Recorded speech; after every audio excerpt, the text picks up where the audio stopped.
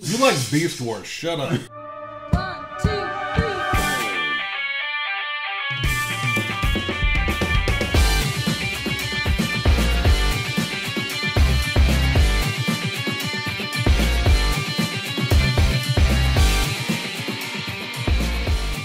Hey guys, y'all want to record a podcast?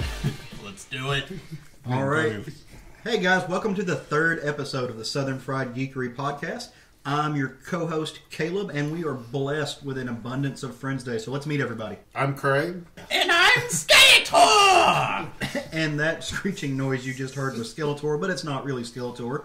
Who are you? It's really Jerry. I'm not really Skeletor. It was a lie. Yeah, it's our friend Jerry. He's joining us today. And I'm Sean. A little disappointed. I was told Skeletor was going to be on the program today. It's just Jerry. Sorry. And I am Mike, the token black guy. You literally just said that you were going to introduce his Mum-Ra. What the hell, man? I realized Mumra wasn't black. Oh my god. He was blue. Blue, whatever. I know. It's the closest color to black, though, right? Yeah. Like in name, not in... Never mind. Let's move on. I am not comfortable with the direction that this conversation is going.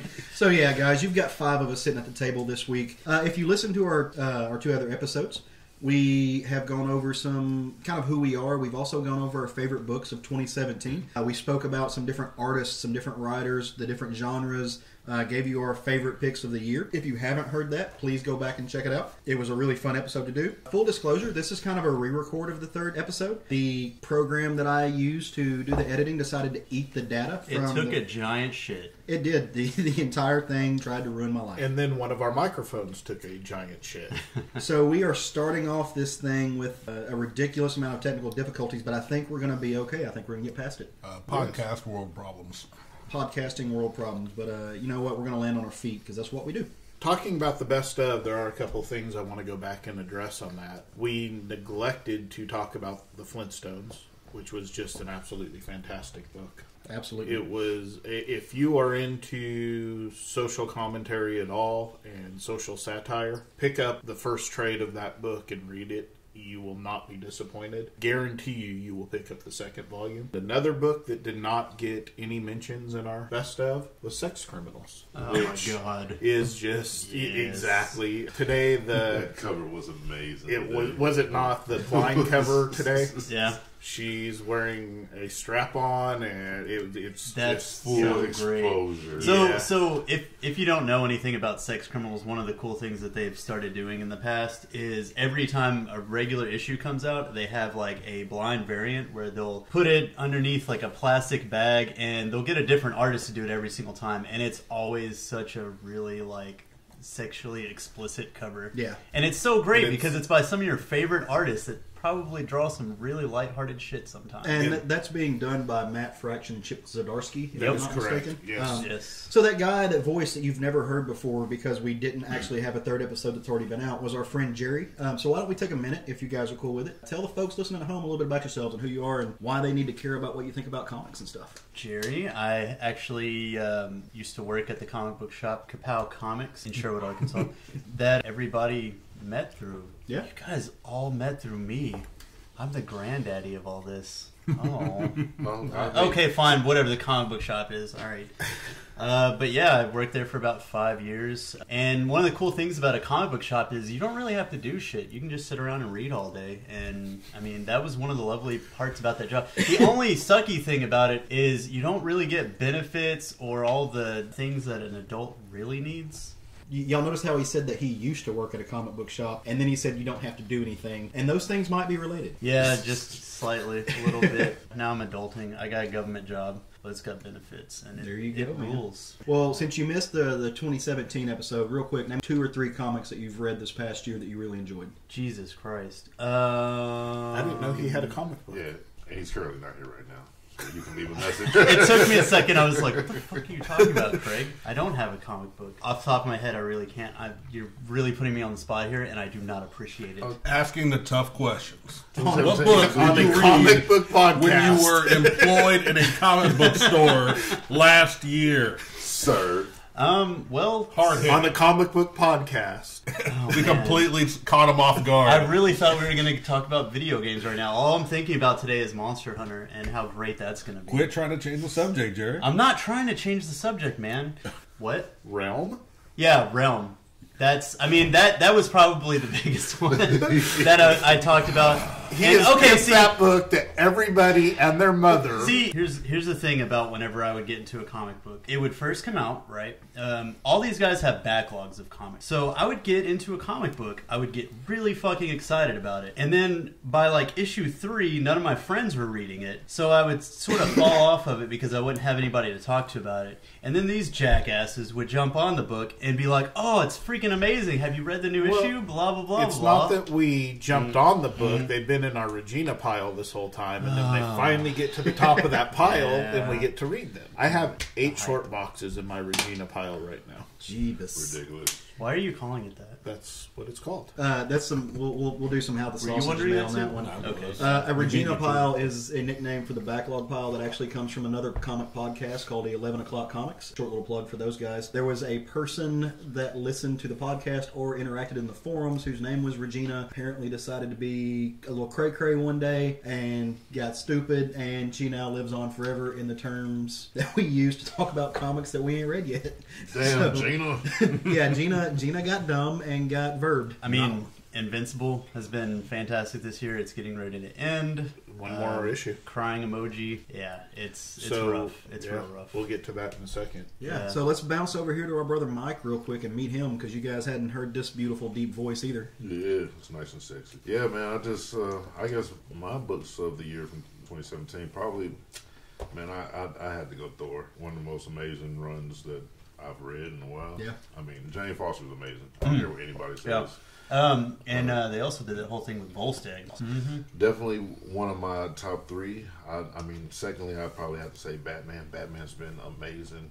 We spoke heavily on that one. Yeah, I've been gushing about that one. Yeah, I jumped on late and I'm currently caught up. Yeah, that's an amazing book. I mean, finally, because I am a Greg Pak nut, Weapon X, man. I think me and Caleb Instagrammed each other like crazy the other day, and we're talking about it. I mean, I love Greg Pak's writing. I mean, he's not one of those writers that can hit or miss, but Weapon X is definitely a hit. I really enjoy most of Greg Pak's stuff. The one time that I think he had a miss for me was Action Comics, and that was New 52 stuff, and that whole. There were some good things that I'm sure were in there, and maybe if we want to go back and be comic book detectives, we can find them. What do you think about the upcoming Weapon 8? I'll let you go first, sir. I've got thoughts on it, both looking forward to it and a little leery of it. It's one of those things that you have to trust the writer. And you have to trust the art team. Conceptually, I'm leery of it. I think that's a good word. I'm just not sure if it's something that can work. I'm not sure if it's something that's going to have legs to go any distance, or maybe even that it needs to be longer than an arc. But I also do trust Greg Pak. He's the one that invented the concept coming out of the Incredible Hulk and the Weapon X crossover. So, it's one of those things. I'm not going to say anything bad about it because I haven't read it. The actual story that they're coming out with, I trust those writers and I trust that artist to deliver something good. And, if something happens and they have a misfire, then we'll see about it then. But I'm not going to tell people not to read it, and I'm not going to speak negatively on it until I've got it in my hands. And Greg Pak's this isn't the internet? No, we are not. Isn't that what we do? We are not a comment section. We are bringing the positivity to this thing. And I want to commend you for using his real name while Mike and I both Americanized it. Sorry, sir, but they have been westernized. Oh, no. We love that guy. So, yeah, those are our 2 guests. You already know Sean, Craig, and I fairly well. Craig, were there anything that we might have missed in the 2017 roundup that you want to throw I'm sure back there out there? are, but those were the 2 that were in the top of my head that I felt like needed to call out. Sean, what about you? I feel like I'm pretty well covered, because I don't read as many books as a lot of people do, but I feel like the ones I do read are quality. And I know I gushed on Saga, gushed on Batman. Yeah, and the only one I have that I think be remiss in not naming is a book called East of West by Jonathan Hickman and Nick Dragata. But to be fair, they have kind of we'll call it spacious release schedule? Yeah, spacious release schedule. It doesn't come out every month like it's supposed to, but I read it in trade anyway, which in my opinion is one of the best ways to read Jonathan Hickman because he's such a high concept guy. So that's my personal opinion. But yeah, all of those books are fine books. My favorite way to read Hickman is to read the issue before and then reread the issue. Sometimes you have to do that. Yeah, I guarantee you will forget something that somebody tied their shoe and it ends up being an important event later. Well, guys, seriously, if you didn't listen to that last episode, go check it out. We talk about some great books. We give some dap out to some great artists and some great writers and some great colorists. If you're not sure what to read, it's a good place to start. We recommend some great titles, and we stand by that list. So, if you don't agree with it, that's fine. You don't have to, but we do. Man, we've got a really cool episode planned for you guys today. We put some homework into this thing. But before we get started, each week we kind of want to give some shout-outs to some friends and stuff. I know we've already mentioned Kapow Comic. We've already mentioned some other friends of ours. I want to give a shout-out to another podcaster. And her name is Miss Wendy Freeman, and she runs a podcast called the Double Page Spread Podcast. If you are interested in kind of how the sausage is made when it comes to comic books, talking up to artists, talking to writers, seeing the process of publication and stuff, she puts out some of the best interviews with some of the best people working in comics today. She's available in the same spot you can find us at: iTunes, Stitcher, SoundCloud, Podbean, some of those other places. So if you get a chance and you want to hear some really, really high-quality educational material about how comics are made, who's making comics, and what they put into their art, you should definitely go give her a listen. I think it's awesome that you could put spread and sausage in the same sentence. Yeah, how did you Not come make about it those nasty. references there? For How the sausage is made? You've never heard that? No, I've never heard That is actually a pretty common descriptor, I thought. The idea behind that is if, hot dogs are delicious until you go into the factory and see how they're made, and then it turns your stomach away. Not true. Still delicious. So, yeah, that's where that comes from. I didn't know that wasn't, maybe that's not as colloquial as I thought it was. Well, keep in Where are mind. you from, sir?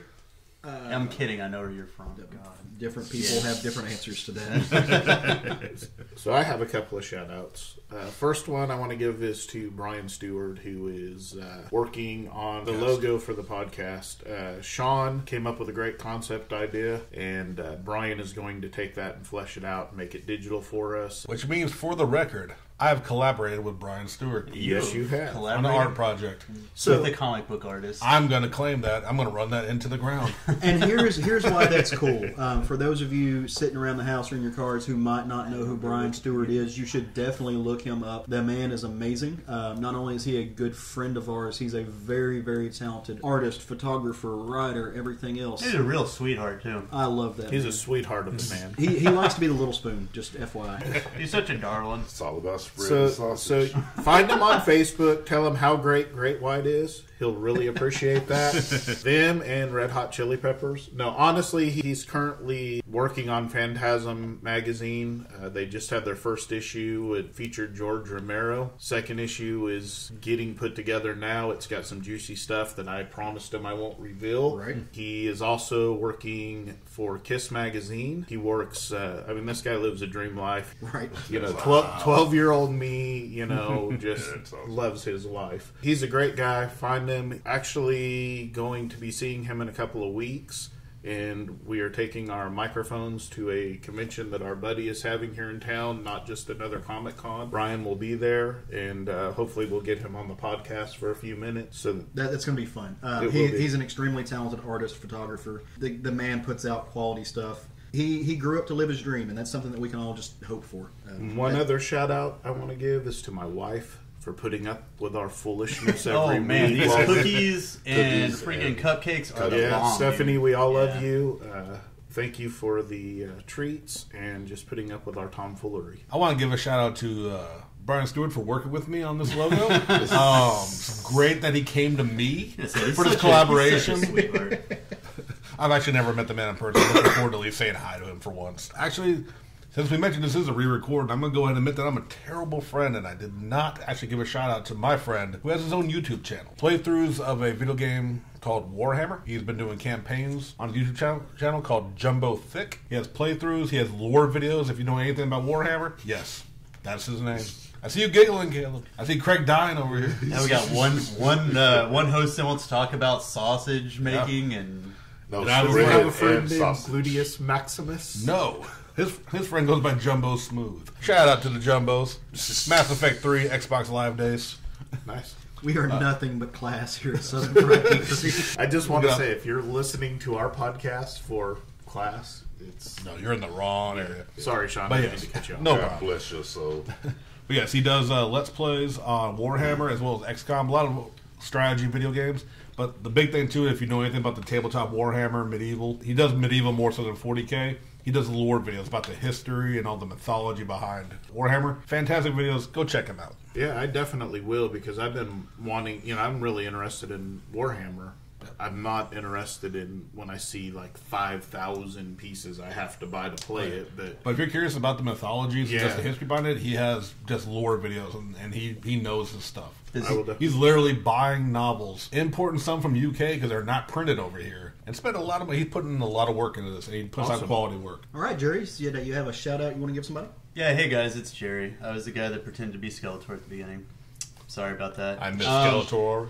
I noticed right here on our format that Caleb, who was nice enough to write all these formats out for everybody, so they knew our formula here. On his shout out part, he actually wrote it can be a friend, another podcast, local business, a celeb that did something cool, a creator that we really like, or your mom.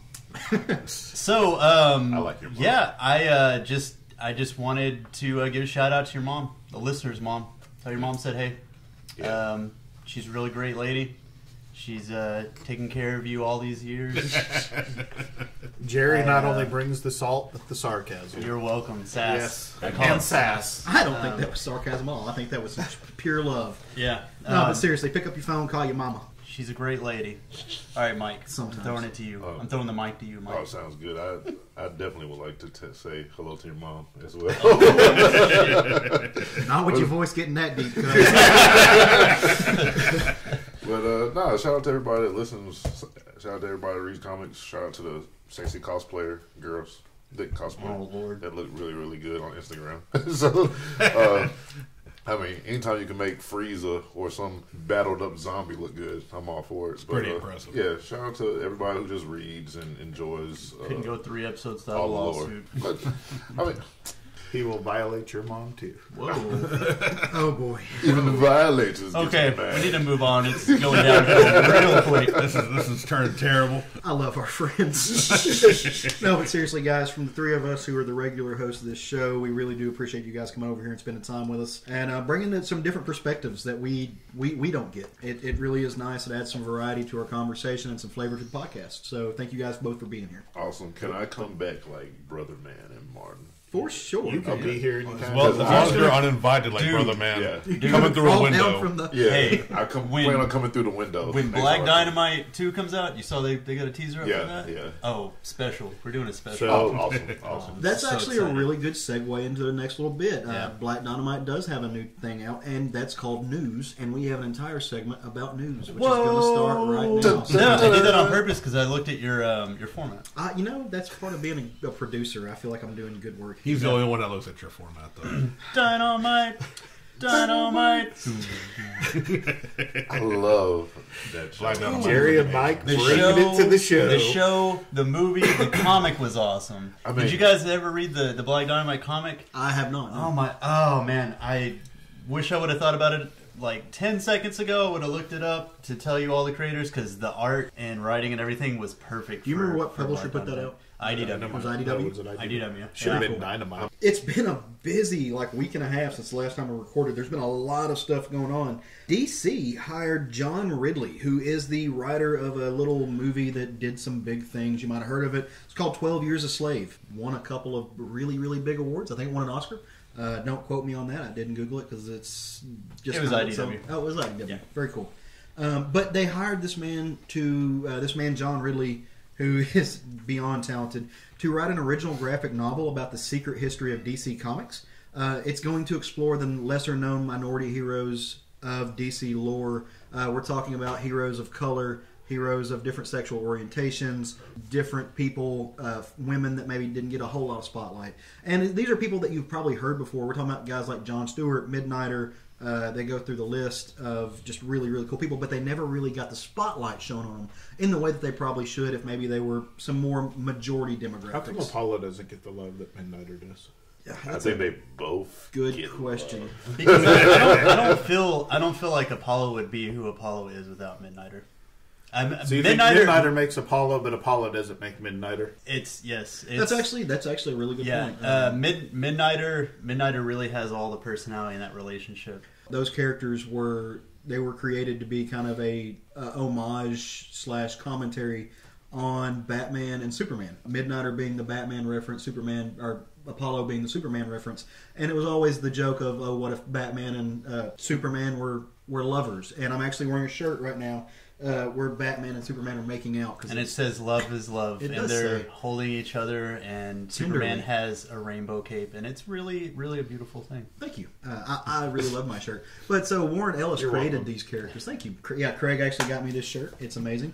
Warren Ellis, and forgive me, I don't remember the artist. He created these characters to kind of be a different take on those tropes. Batman, even in the real world, is a little bit more popular than Superman as far as an independent character because he's darker. He's a little bit more violent. Midnighter being that character is why he gets a little bit more of attention. And Midnighter beats the shit out of people. He does. He is well, they're both more relatable than the other ones than the Superman Apollo characters that people have a hard time relating to. They're a little bit more. They're a little just bit the more Trinity human. in general. Yeah. Which now DC owns the rights to those characters, they put out. Steve Orlando wrote a great Midnighter series, a couple of great Midnighter series, Midnighter and Apollo, that came out. The Midnighter Apollo one was so fantastic. Yeah, dude, they went to hell and back. Literally. Yeah, that was awesome.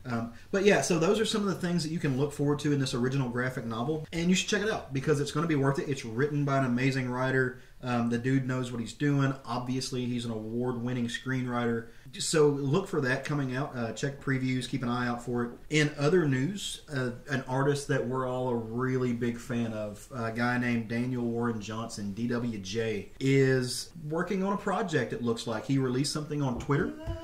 Jerry's super excited about this, and you'll find out why shortly in this episode. And he dropped some pictures on Twitter. And Instagram. That's where I follow him. Of some Gundams that he's been drawing that he said he's doing for a possible project. If you aren't familiar with his work, shame on you, because that man can draw. It's beautiful. He works on a little book called Extremity, which is fantastic. dope. If you don't know what Gundams are, don't worry about it. Hang on a few minutes. We're going to get to that in one of the later segments. But if he's drawing that, and it's not even something I care about, but I'll pick it up because the man is that good. I'm excited to see him work on another project because he can just take my money. Somehow there's a direct port between my wallet and his bank account because I just give it to him. I have creators like that. Yeah, sure. I think we all probably do. Whether it's artists or writers, there's Jeremy creators. Jeremy Hahn, yeah. I threw big time money at him. That was the first time I ever threw that much money at an artist or creator in general. Why don't you just throw money at me? I mean, I don't. You can just throw money at me. I'm not gonna do anything for it. You can just throw it at me. just throw. Listen, man. I'm sorry. I got nothing. I have no way to retort. So the last thing that I have, and I'm going to pass this on to somebody else who's got some news. We got a little Cullen Bunn news. For those of you who know me or have listened to the past episodes, I'm a huge fan of Cullen Bunn. He is 39,000 project that he is currently working on. Do not know when this man sleeps. Yeah. And I thought that I read the other day. Number one, it was heartbreaking. I literally shed a tear over this. That's how good this book is. But one of my personal favorite books, and the book that was my book of the year, is coming to an end, and it makes me feel real bad. Harrow County. It's a book from Dark Horse. Sorry. Yes. It's a book from Dark Horse that he's doing with an artist named Tyler Crook. This book is amazing. Really beautiful. It's the art is gorgeous. The story's phenomenal. It wins year after year after year. And I was thinking, hey, he's got a space in his schedule now. Maybe Cullen's going to do this weird thing where he unplugs for a little bit and he's going to get some sleep. But no. He started 3 more titles. He's probably working on 3 more titles. One thing that he's working on, and he's been working on for a small company called Marvel, is a book called X-Men Blue. And he is changing the lineup. He's going a whole new different direction with it. If you have been reading that title, you know that he's been working with the time-displaced young X-Men. All the original 5 characters, we're talking Jean Grey, Cyclops, Beast, Iceman, and Angel, Warren Worthington III, in their original forms. When X-Men first started, they got brought back. I think Bendis did that. Bendis did do that. And they have been in current continuity. And we're not sure what's happening with it. I don't know why the lineup is changing. We're going to find out because we're going to read the comics. Like always, it's going to be led by Polaris.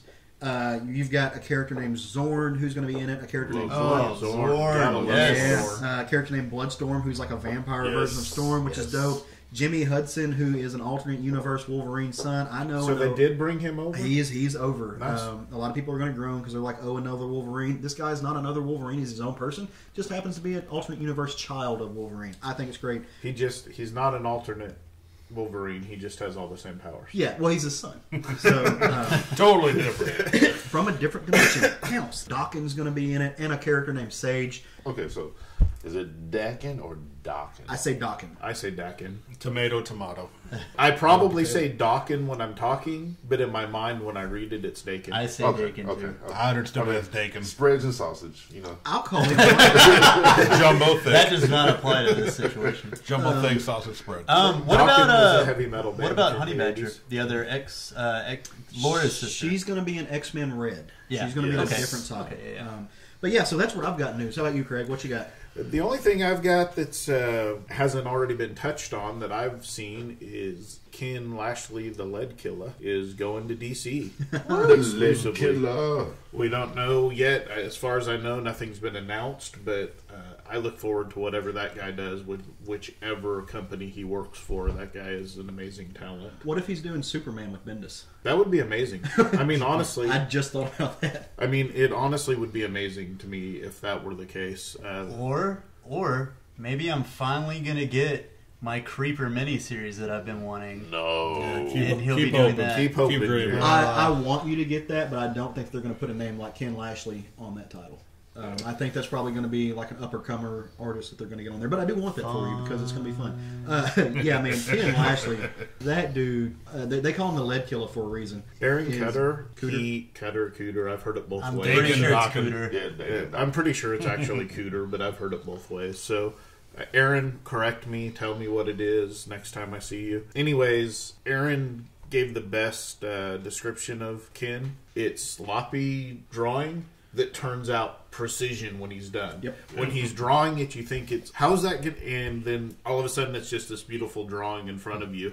And Artist. I have a couple of original pieces from him, a Darth Vader and a Kylo Ren, Yeah. that I absolutely love. He's an artist I don't have any OA from. I've had the privilege of meeting and speaking with him a few times. He's an artist that I'm definitely going to get some OA from. He actually is one of the reasons I like Kitty Pryde, because he's been working on the X-Men Gold title a little bit, and that man draws Kitty Pryde better than I think anybody in history has ever drawn her. That's just my personal opinion. That's not an actual factoid. If you look up on Google, that won't be on the internet. That's just from Caleb. But yeah, I love his art. I love the way he draws Archangel. The man is an unparalleled talent. He has his own style. He's another one of those artists that I kind of spoke of last time. When you see Ken Lashley's art, you say, "Oh, I think that's Ken Lashley," and it turns out it is because he's got his own thing going. And genuinely one of the nicest men in the industry. That man is a sweet man. He will talk to any.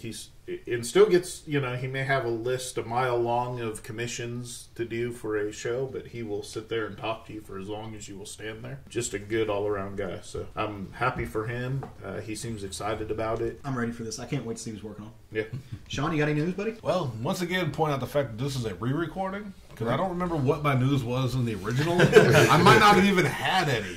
But now that we've re-recorded on this week, my news is that tomorrow, Monster Hunter World is coming out on PlayStation 4 and Xbox. Tell the kids at home what Monster Hunter is, Sean. Monster Hunter World, and Monster Hunter, I guess the franchise in general, It is not the new Dark Souls. is not the new Dark Souls. Internet, shut your whore mouth. Seriously. Monster Hunter is a series about going out. You don't have to run through many dungeons. You don't have to go. You go straight and find the boss, which is usually a giant monster, either dragon-like, ape-like, lizard-like, all kind of different ones. You kill them, skin them, and make weapons and armor from their body parts. And you beat the shit out of them with themselves. Because you have to farm them again for the rest of the armor set. That's awesome. It's an amazing co-op experience. People ask me what type of game it is, and it's kind of hard. It's unique into itself. I call it strategy hack and slash. Because if you go in there in these fights and just mash buttons, you're going to get wrecked. Well, I mean, that's what I do, Sean. Yes, but you're a terrible Monster Hunter player. Yeah. But yes, that comes out. Oh, you should have seen us last Sunday night. Oh, we got wrecked hard. Yeah, But yeah. then we won. Yeah. After At the many very tears. end. It was great. It was glorious. We felt triumphant. Are we still talking about Monster Hunter? Wait, Yeah. yeah. Yes. But yes, Monster Hunter World is Monster Hunter is notorious for a difficulty curve. as well as certain aspects that are just not appealing to a lot of gamers.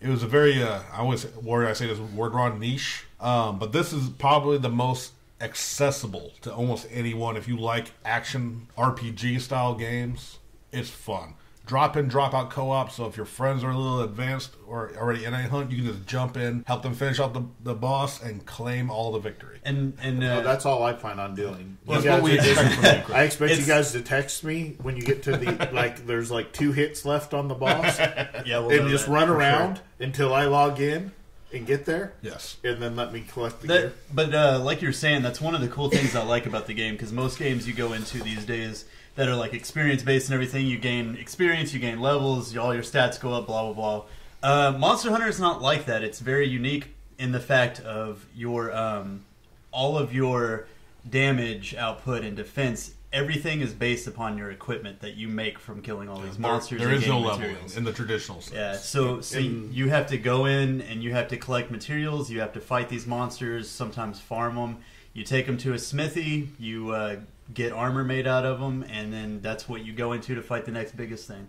And who's the creator of Monster Hunter? Capcom is coming So to publish it. Capcom, we are not opposed to taking money for. We will gladly be sponsored by Capcom and make fantastic products from Street Fighter to Monster Hunter. One last little note on it: if this hasn't sold you, when you play solo or with just one other person, you bring along what's called a palico. You're asking yourself what a palico is. I certainly was. This is your pet cat that gets armor and equipment and fights alongside you. Wait, so there's a battle cat involved? That- You've known me for 4 years. Mm-hmm. We're very good friends. Yes. You've been preaching this game up to me, and I've shown zero interest in it, and you have yet to mention that there's a battle cat. Did we forget to tell about the battle Why? cat? I think we forgot to tell them about the battle. We may have forgotten to tell them about the battle cat. More like Snarf, but Snarf, but you gear them up. You make equipment for them as well from your hunt, so that they will help. It's a 4-player game, so when you got 4 real players, the cats don't participate. But by playing solo or with just one other person to make the 4-man party, you have your little palico cats that will meow and burrow and ride littler monsters, help you fight the giant monster. And you can actually customize them. You design your cat to look you how can name you want the them to cat. look. I mean, and you amazing. can name them whatever you want. If I was it's really great. rating this game based off your description, 10 out of 10.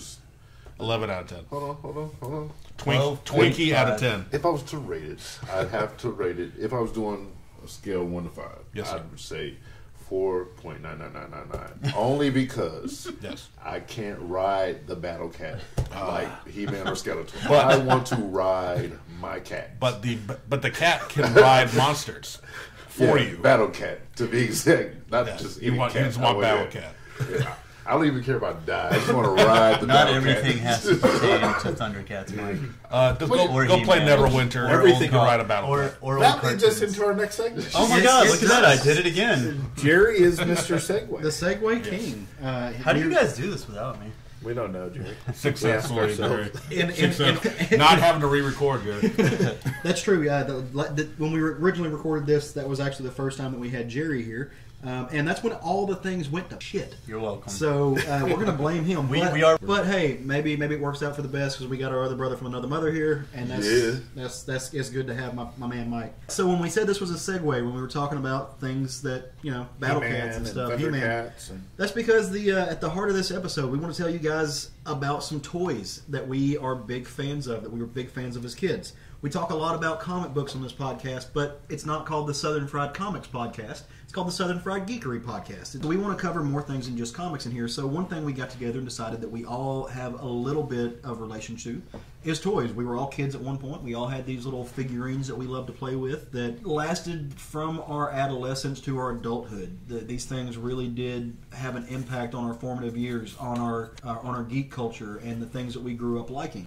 So we're going to get into it, and we're going to tell you guys about some really great toys that we think you should know about if you're collectors or if you're just in general interested in that arena of fandom. So for me, if you've listened to the first 2 podcasts, you know that I'm a huge Star Wars fan. My arm is covered in Star Wars tattoos. I have Star Wars shirts. I love anything Star Wars. I eat it up. As a kid, when Star Wars toys came out, it was a little bit different than it was even 10 years later. even 5 or 6 years later. When Star Wars came out, all you had were the movies. Maybe if you were lucky, you had a record you could listen to, or you had a tape, the cassette storybooks that they had. There were a few ways to get back into that world. The best way to get back into that world was a little thing called action figures. They invented the 3 3/4 inch action figure that is still a standard to this day, and they did it by somebody going, about that tall. And they took a tape measure and measured it and said, okay, 3 3/4 works. Yeah, because this is not a visual podcast. What Craig did is he took his pointer finger and his thumb and he separated them, and like you would do if you were trying to show how small something is. And that's literally the way they came up with the 3 3/4 character for Luke. Yeah. And everything was based off him. Yeah, and as a child, I started getting these action figures, and it gave me a way to re-immerse myself back into this universe, and to replay the scenes we had already seen in the movies, and to make up my own scenes, and to really be a part of that world. Now, as things went on with toys, of course, they had cartoons and other avenues for newer toys that came out so that people were immersed in both of those worlds. But at the time of Star Wars, you didn't even have VHS. You didn't. If you were lucky, your parents maybe owned a Laserdisc player. Yeah. Is that not the Star Wars figures that didn't have bendable arms and legs? That is absolutely. They shoulder and hip joints only. Yep, they had Four points of articulation. 5 because the head turned. So they had 5 points of articulation, and they were the most beautiful toys ever. I was lucky enough a couple of years ago not even a couple of years ago, maybe a year ago, to pick up the entire action figure collection for a very good price. Yeah, I've got every action figure that was made from the from the first one through the when they started Power of the Force, after they were done with Return of the Jedi toys and they wanted to start recapitalizing, they started going back and doing some of the characters they hadn't done. But on that original line, was that the ones where some of them had the plastic cloaks? Yeah, and crazily enough, is some of those that had the vinyl cloaks are worth the most money if you can find them. Like all together. Obi-Wan Kenobi's. Did any of them have the lightsaber that came out of their hands? Yeah, the Darth Vader with the telescoping lightsaber is the most collectible action figure. If you can find it in the card. I mean, there's some other that are more collectible, because obviously there's the mystical Boba Fett that fires his... Yeah, which you do not have, though. I do not have that one. Before any of y'all try to track his house down to get it. Yeah, as far as I know, there's only a couple of them out there, and I believe they're owned by the same guy, Steve Sansweet, who has made a life out of being a Star Wars collector and made a career out of it. Well, in those particular toys, I found this out recently. I'm going to sound like I know what I'm talking about, but I don't actually know what I'm talking about. There is a show on Netflix called The Toys That Made Us. Absolutely watch it, people. 4 episodes out right now, and one of them is the Star Wars episode, and that's where I generally get any. And I literally just watched this last week. So that's where the base of this knowledge comes from. But this Boba Fett toy that he's talking about, it had the firing rocket. It was never actually sold in stores, because at the time there was another toy line that had a firing missile or something, and some poor baby, some child, unfortunately choked to death on it. Battlestar Galactica. Was it Viper? Oh, wow. They shot the missile down their throat and choked to death. And that's and so at the time, I think it was Kenner who put these toys out, decided that that's not worth the risk. It was a choking hazard of it being cool. That collectors, we look back and think, oh man, that would have been awesome and great, but it's not worth a kid's life. So they decided to not do that. So unfortunately, what happened was they advertised this toy with the firing rocket launcher, and to get it before it was on the shelves, you could cut out your proof of purchases and send them off. And if you sent, I think it was 12. So if you bought 12 action figures or whatever it was, I don't remember the number. However many it was, you send off the proof of purchases and they send you back the action figure. Fantastic. Well, everybody gets their action figure, none of them fire. But they had been advertising them as firing. So, there was some disappointment, and it wasn't the first disappointment in the Star Wars collecting universe, because honestly, before it even got launched, because they were so far behind in the thing. When Kenner got the contract, the movie was months away from coming out. Normally, they start the toy making process 2 years before they're ready to release. And so there was no way that the production team was going to be able to come up with the concepts, come up with the the independent, the molds and stuff, send them overseas for production and all of this stuff, and get it back in time for the movie debut. So what they did, and it was a genius bit of marketing, they said, hey, you're going to want this. You're going to love this. You know you are. Parents, your kids are going to want this. So here's what we're going to do. We're going to sell you this right now, this stand, and it's going to come with a card, and you're going to mail it back into us, and we're going to send you your action figures. Yeah, so Christmas of that year, a lot of kids were expecting to get toys, opened it up, and they get a cardboard cutout that has a picture of 8 toys. With a promissory note. I was going to say, what they got was a promise. And if that's not what the spirit of Star Wars is about... Promise that was never delivered. My favorite thing about the Star Wars toys was never actually the action figures. It was the ships. Oh, well, the ships were magnificent. I remember wanting a Millennium Falcon for years. I mean, it seemed like years. It was probably 3 months. But as a kid, and you want that toy, back then, you didn't have the internet. We had catalogs. We got the Sears catalog. We got the Penny's catalog. We got the Best catalog. Remember looking through the Best catalog and just, I want the Millennium Falcon so bad. I wanted it so bad. And it seemed like forever before my parents finally got it for me. I'm sure it was not forever, but 10-year-old me. Yeah. That and the AT-AT or AT-AT, those two were just two of my favorite as far as vehicles. And then far as play sets, my favorite play set was the Death Star. Very cool. I never had the Death Star. I had the Slave One, which is Boba Fett's ship. The original movies came out a few years before I came into the world, or at least before I was ready to understand what they were. So I think 78 is when the original came out, or 77? 77. 77. Very, very privileged to have a really cool neighbor who had a son who was a couple years older than I was. When I was a kid, he was 19 or 20. But he had all these toys that he really didn't play with anymore. He wasn't interested in collecting them anymore. We lived out in the country, so we lived, an hour away from any decent toy store that wasn't Walmart. He was one of the only other people within walking distance of my house. And I'd go over there and play with the toys. Well, eventually he was like, hey, man, I'm going to college. I don't need to leave these around for my mom to pick up. So why don't you take these over to your house? And one of them was an original, probably the Phase 2 Millennium Falcon, and the Slave One with the first Boba Fett with the 5 articulating points, not the firing rocket or anything like that, because I'd have a couple grand if I'd have sold them. But I had those at the house, and so luckily he gave them to me. So that's where I got to play with those toys at. I seriously thought your life was about to turn into Toy Story 4.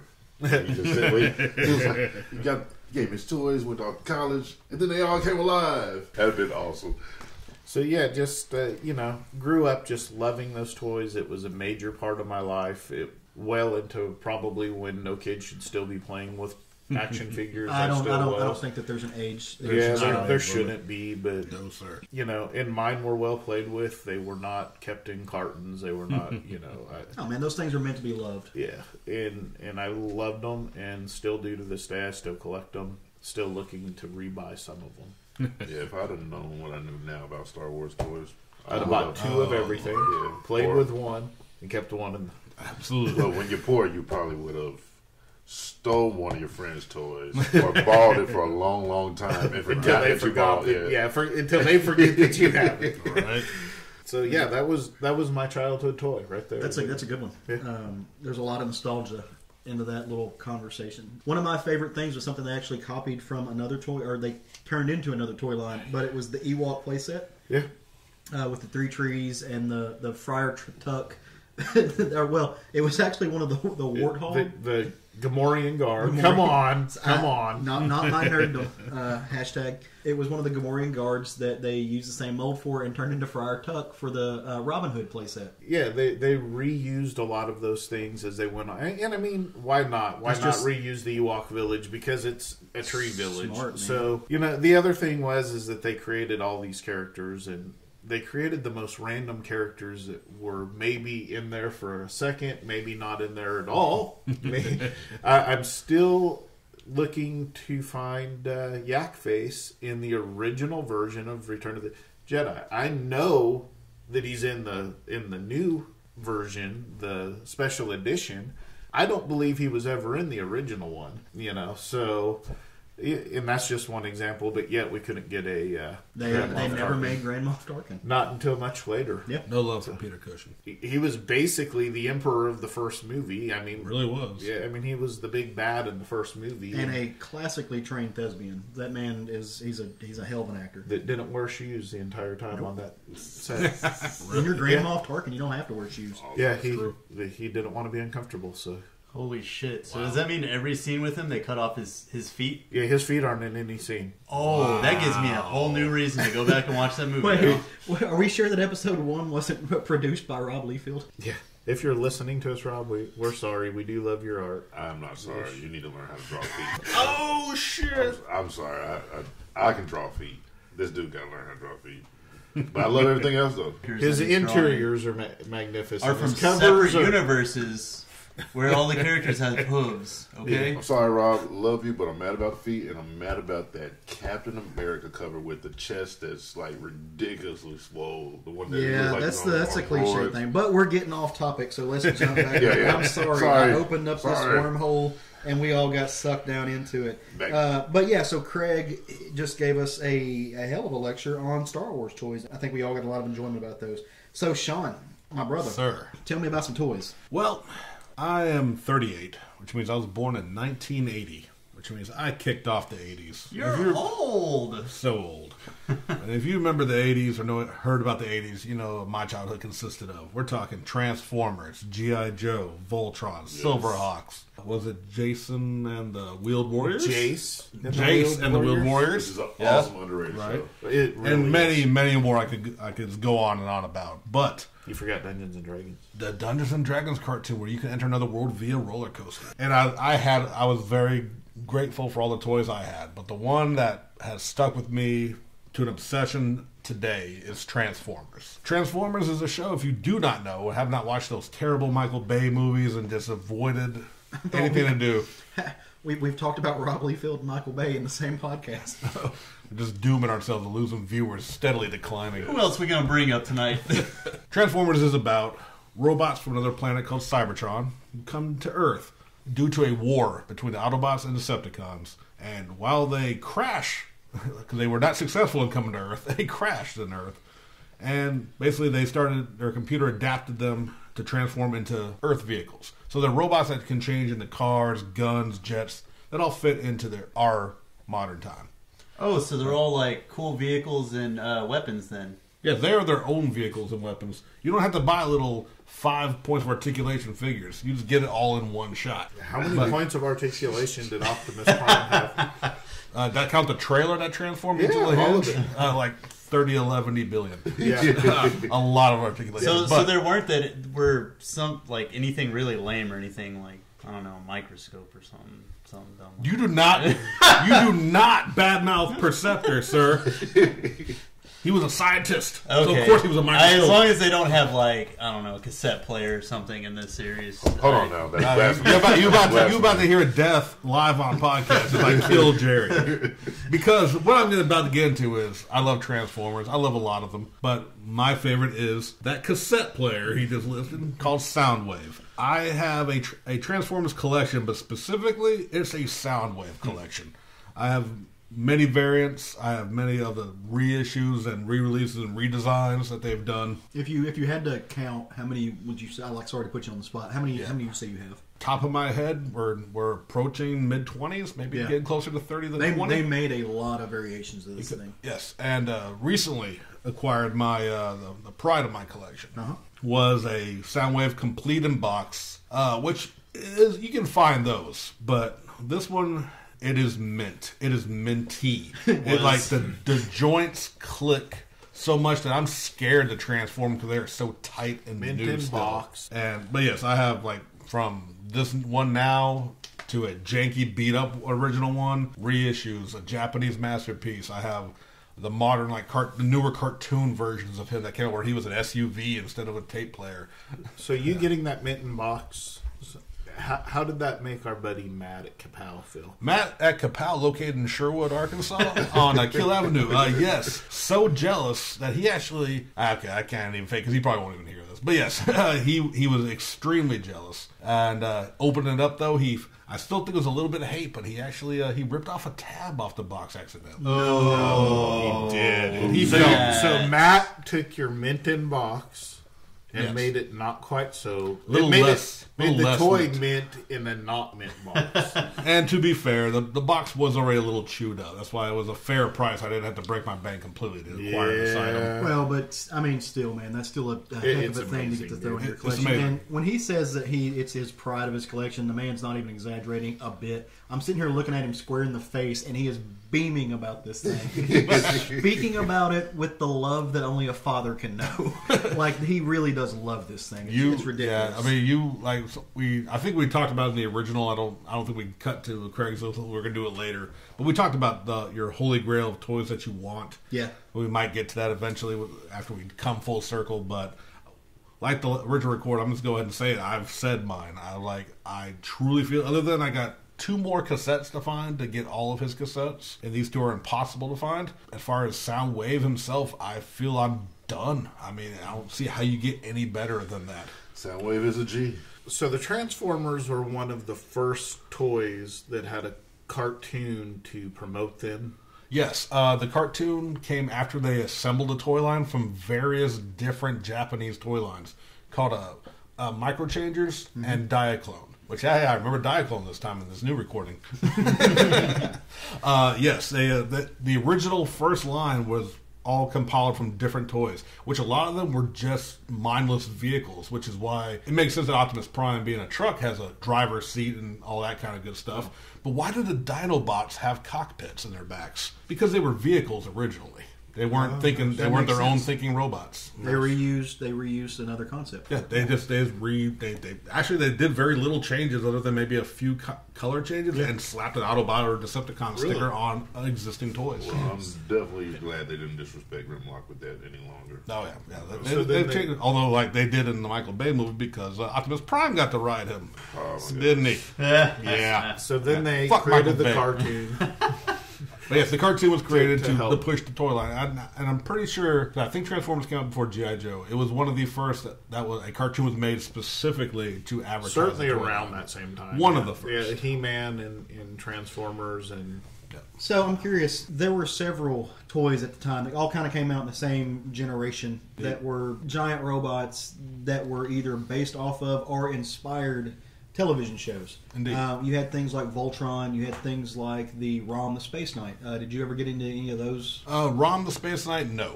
To be honest, I know of it, but as a child, I don't have any memories of seeing it or really knowing what that was. Voltron, I was a fan. I liked it, but honestly, I watched the cartoon, never had any of the toys. For whatever reason, I just either my parents never got them or I never asked for them. Or you were too busy wanting Transformer toys. Yeah. One Soundwave, which I never had as a child, which is why I'm so obsessed with them now. Yeah.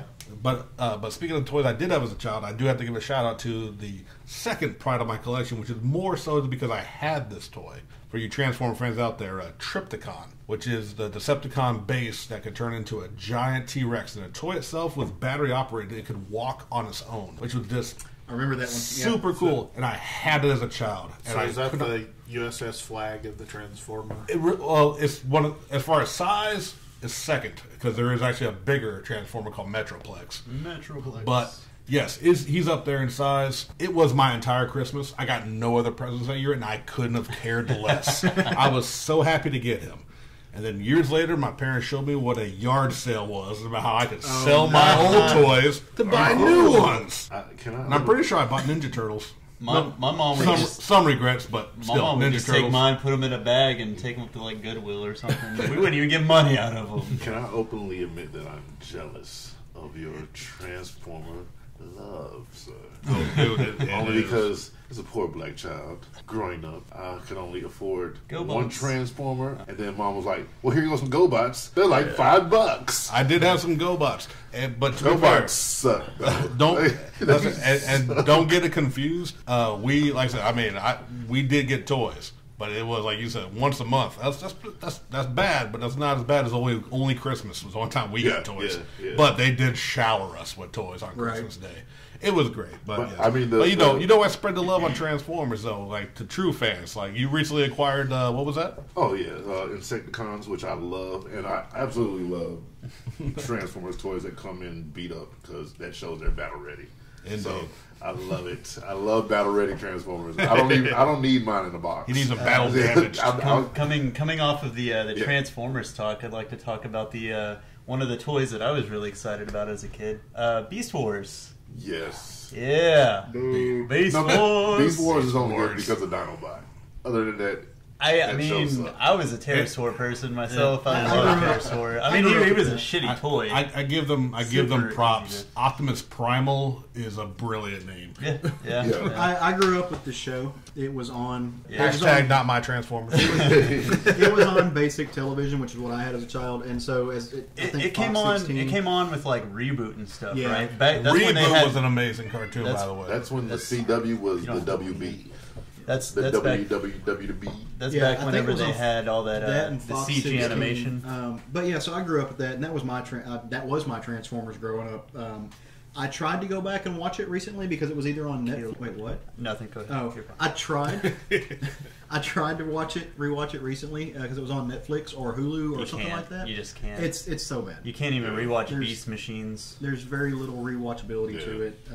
It was rough, but they did have some really cool toys. Oh yeah. No, I love the toys. Which again, most of those cartoons from those time periods were designed to sell toys. Yeah, absolutely. I mean, they weren't designed to be long-standing cartoons, even though certain ones like the original Transformers, original G.I. Joe, I mean, we have a fondness for them in our heart because of what they meant to our geekdom, our childhood. G.I. Joe is not good. No, the G.I. Joe cartoon is not good.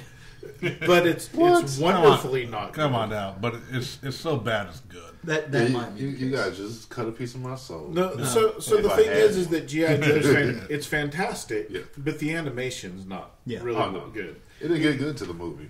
The movie was probably the best animation they did. Knew that opening. Well, and going back to Beast Wars, the problem I always have with it now that I tried to go back to watch it, that was when digital filmmaking, digital cartooning was first on the cusp, when they were just then using computer animation, and they didn't have all the kinks worked out anywhere close to it, and it just looks kind of rough when you go back now. When you consider how far they've come from that, though, everything's got to start somewhere. Trying to rewatch it's kind of rough. Isn't Beast Wars the first appearance of Scorponok?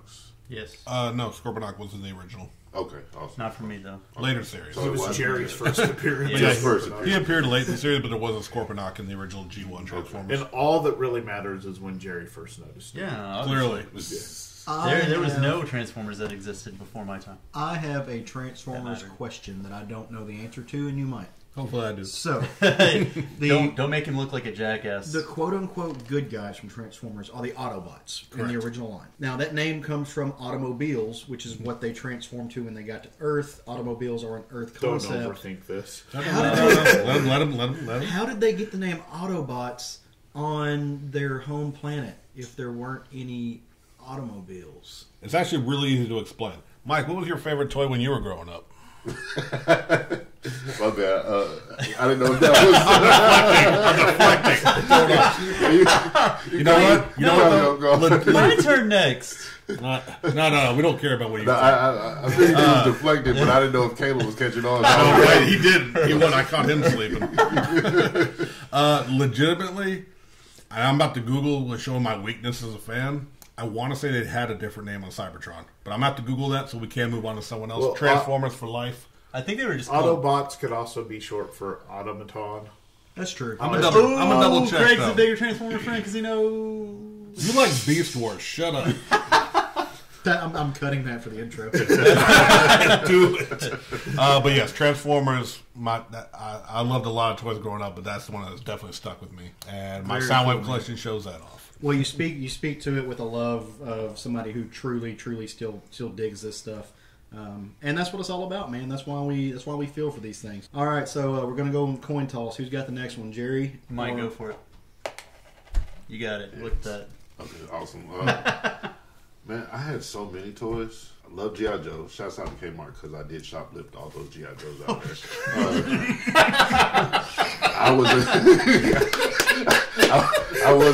I was a young kid trying to make it back in the days. Oh, my God. But shout out to Kmart for all those figures I got. I left some of the weapons back. I mean, other than everybody else's toys, I mean, I played with the same toys, but I had a lot of wrestling toys too. I had a lot of I got really heavy into collecting all the wrestling toys because I was big on wrestling. So I had to have the Hulk Hogan, the Junkyard Dog toy. I even had the ring.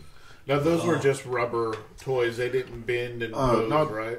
I don't know how they dropped them off in, like, not like Transformers where they had a Generation 1, type style, but they were the first ones that I can remember fitted on your thumb, and you could actually thumb wrestle with I remember those. A big toy, but it kind of was disturbing because you had to put your thumb all the way up somebody's back. Buddy. Yeah, it was... Yeah. It was a new experience for somebody at that age. That's the first time I learned some things about myself. I mean, and then they came out with the block-headed kind of wrestlers. I mean, they kind of bent and move and had about 6 different angles they could do. But, I mean, I was really big on wrestling. And, I mean, I was a huge Hulkamania fan and taking my vitamins and saying my prayers sometimes. And, I mean, yeah, those were probably the toys I played with the most. But I play with a wide variety of toys that I just like. I mean, especially Transformers. Had some Star Wars toys. Had some Thundercat toys. Which the Thundercat toys always seemed clunky because they were always bigger than the other toys. Yeah, they're not a standard like the 3 3/4 size, but they're not quite the He-Man size either. Yeah, like those were Thundercats on steroids. Like Panthro had one of the biggest chests in the toy game ever. Shouts out to Panthro. Panthro was my favorite. I know, right? He was the best Thundercat. I mean, nobody rocks nunchucks like Panthro, Right? And I was digging the SMM outfit he had on most of the series. S&M? Yeah, the SMM outfit. Truth. But there was a lot of kink in those toys. So I'm just going to say, Matt at Kapow Comics in Sherwood has the entire Thundercats action figure collection. One of these days, he's going to cave and sell that to me. Oh, I've yes. been after him for it, but so far... Unless one of the listeners go and try to give him a bigger offer. Pressure. Yeah, I mean, that's... So every time I go over to Matt's house, I try to steal a little figure to see if he'll notice, and I can't ever get away with it. Like, I just want to sneak one away. mean, Stephanie and I are able to go to your guys' house and steal a picture of you and Roger. Every single time. Yeah, we usually... I mean, I'm not Jerry I'm not did start Stephanie, it the first time. But, yeah, I did start that at you guys' little wedding reception thing that we had. They did. Speaking of toys, I know this one's kind of late in the game. When I do remember, I did enjoy Power Rangers, Zords. They were awesome. Megazords were the shit. Megazords were awesome when they first dropped. Because, well, like, my biggest thing back then, because, Beast Wars eventually had combiners and stuff like that. But at that point, I don't know, they were a little too complicated for me. Yeah. But Megazords were just fucking simple as shit. They were really, really simple. Like, I really enjoyed putting them together. I They know. were pretty badass. I definitely still am looking for somebody to come up off with Dragon Zord if they have it. That was probably the dopest Zord I've Hey, seen. we'll have to keep an eye out for it. What Yeah, was, Where I've seen them at cons. And they That's awesome. had, was it the Brachiozord? Or, I can't, oh man, I totally lost it. The one that it rode on. Was it? Well, it wasn't the Dragon Zord that rode on it. No, it was. I don't know. I guess it was Power Rangers the got to the point where it was ridiculous Yeah. with Zords. Oh no, trust me, I know this. Like it was ridiculous with Zords. But yeah, Power Rangers had some dope ass Zords that I definitely would like to collect some. I mean, I'm not really a big fan of the action figures themselves or the Rangers, but the Zords were actually Man, badass. I mean, honestly, nowadays though, and I'm speaking more of Super Sentai, which is what Power Rangers is based off of. They make some figure arts. I mean, your price point's going to be a little bit higher than you would be paying as a kid. But the articulation and all the extra stuff that they put in is fantastic. Now, like with the Zord figures and stuff that they get, they make some pretty badass Zords and stuff like that. Like I think it's to Tamashii Nation's Robot Chogokin line, and they have a lot of like die cast in them and everything like that, and they're very posable and stuff like that. But they're pretty badass robots. I think the only thing that sucked about the Zords is putting on all the stickers. taking time to put on all those damn stickers. And I think that's one of the cool things about these figures is they're usually already painted and stuff. You don't have to put in any stickers or anything like that. And I'm watching like up to date Super Sentai shit, and I've been looking for a series where I will be completely in love with the giant robot by the end of it, but by the end of it, they've crammed like 12 fucking robots into it, and I'm like, what is this? This is fucking with my aesthetics. I can't do this. But all right, Mike. So it's time to choose: wrestling, Thundercats, or the Zords. G.I. Joe. Or G.I. Joe. Gotta go G.I. Joe. I stole those things. So the thing with the real American hero. So the thing with G.I. Joe, which is a little bit different than Transformers, is G.I. Joe, started in the 40s, 50s. It started post World War II, but pre Korean War. It was post World War II. There were 4 original figures representing all 4 branches of the military. There was one figure, and they had 4 different outfits representing. And they sold them separately. And they were the 12-inch tall G.I. Joes. The line kind of died when the whole idea of, first of all, you didn't have a bad guy. So years later, after the success of other action figure lines like Star Wars and whatnot, they decided to relaunch it. Instead of going the cartoon route, they started with a comic book. And Larry Hama was the writer for that comic book. He's actually been here a couple of times. He has been here a couple of times. And a gem of a human being. He is. Ex-Vietnam vet, so he was able to actually bring a military mindset to G.I. Joe. Created every character that you now know and love in the G.I. Joe universe was created by him, and then later added to the cartoon that took those characters and did different stories with them. So it was kind of a combination of the cartoon and the comic book, but it was the first one that, as far as I'm aware, that started with the comic book. And is still running strong today. Absolutely. G.I. Joe's had some relaunches, don't get me wrong, but it has been a consistent book out now for 30 years now. Yep. Yeah, and even had a crossover comic with Transformers in the 80s, and I believe even there's today. one that just happened not too long ago. Well, and I think it's IDW who puts IDW is currently doing Transformers. I'm not sure who the art... G.I. Joe. It's doing both of them. I'm not sure who the art team is, but they have kind of created this new universe in those characters where G.I. Joe's, Transformers, ROM Space Knight, and I think there's 1 or 2 other properties. They all exist in the same verse. Yes.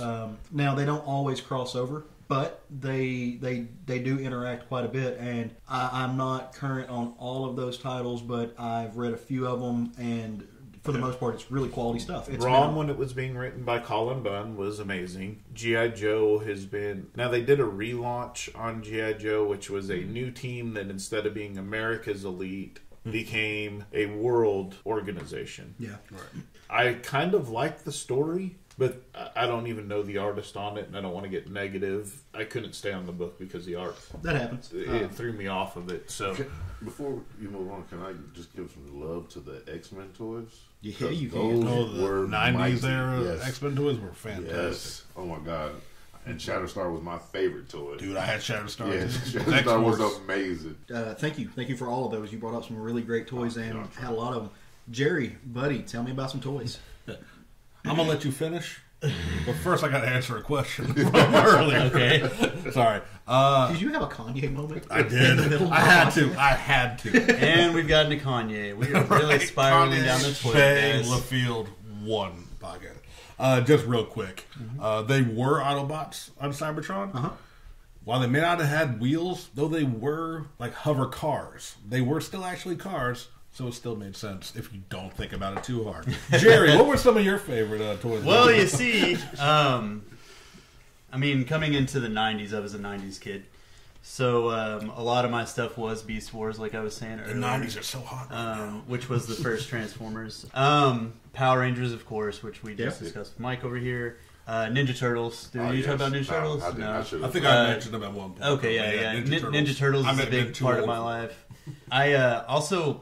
for some reason, just realized it because I didn't even talk about it on our deleted or messed up recording.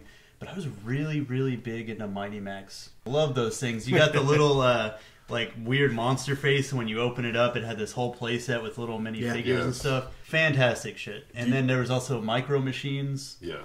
There was another line that I cannot remember off the top of my head, but they were like little robot guys or something like that. I think And it that was was Micronauts. Wasn't it Micronauts? no, it wasn't Micronauts. That was more us. Our childhood. And then there was at one point Exo Squad, which was based off of a cartoon. I remember that one. And that was probably as well as I could think of my first experience with like robots and mechs, like in general.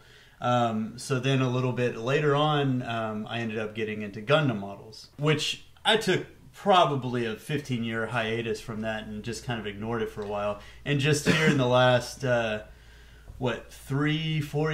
years, I've gotten really big into it. And I actually have a group and everything, and we meet once a month and we build Gunpla, which... if you're wondering what Gunpla is, it's a term. It's a term that's used in Japan, and it combines the words Gundam and plastic model. It's all based off of a 70s cartoon show. Mm-hmm. Most kids in the 90s, like myself, started on Cartoon Network with Gundam Wing, which don't kid yourself, it is trash of the series. The robots were awesome. Shots fired. But please go back and watch it. It's so much politics. Watch some of the UC stuff. It's so much better. But yeah, so I started with Gundam Wing, and then like finally here, like just 3 years ago, I went back, watched all the UC stuff, Universal Century, and so much goodness there. But they make different scales of models. Like if you've ever seen plastic models at a store, you know that they make them off of just about everything, vehicles. Right. And that's one of the things that we kind of get people to do. Like you don't have to bring specifically a Gundam model. Our page is actually called Gunpla and Chill. Yeah, I coined the phrase because I thought it was very, very nice. And then we actually just changed it because instead of an and, I wanted to go fancy, so we have an ampersand there now. Awesome. Yes, I know what an ampersand is. I've read Why the Last It's Man. A monkey, yeah. Yeah. So anyway, yeah, we just had a contest, a build contest at a local convention here back in November. And it's just been growing, and that's all the hobby like really is to me. Like I really enjoy it. And I just want it to expand and grow, and I want other people to enjoy it. It's really good way to kind of like blow off steam. Sure. Well, take just a second again and plug the name of your group and kind of tell a little bit about what it actually is, like when you guys meet, what you do. Yeah. It's called Gunpla and Chill, Gunpla ampersand Chill, and we meet once a month. It's usually the third Sunday of the month, and we meet at various locations, but more likely than not, we'll meet at Kapow Comics in Sherwood, Arkansas.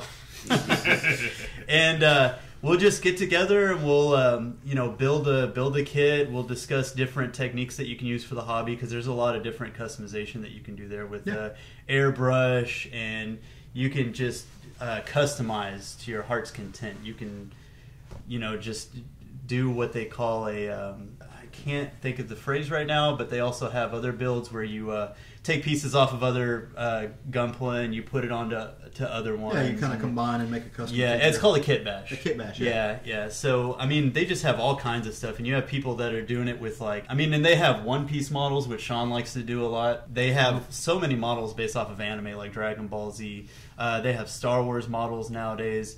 Going back to One Piece, they have characters and they have the ships. Mm-hmm. So if you don't know anything about One Piece, that's a huge thing that I collect. We're probably going to have an episode in the future where we get together with you guys talk about anime and specifically to talk about One Piece, because I know you guys are all big fans. Well, I don't know my hero. Yeah. Well, and One Piece, if you don't know, it's a big series about pirates. I mean, that's putting it lightly. But one of the big things that they sell, and one of the first models that I really kind of built in my adult life before I got back into Gunpla, was model ships. Yeah, and they make model ships for almost every crew in the series. I make model shits myself. Too much fiber in your diet. Like, I've seen some of these models, and I want to commend you, because I know how much work it goes into making these things, man.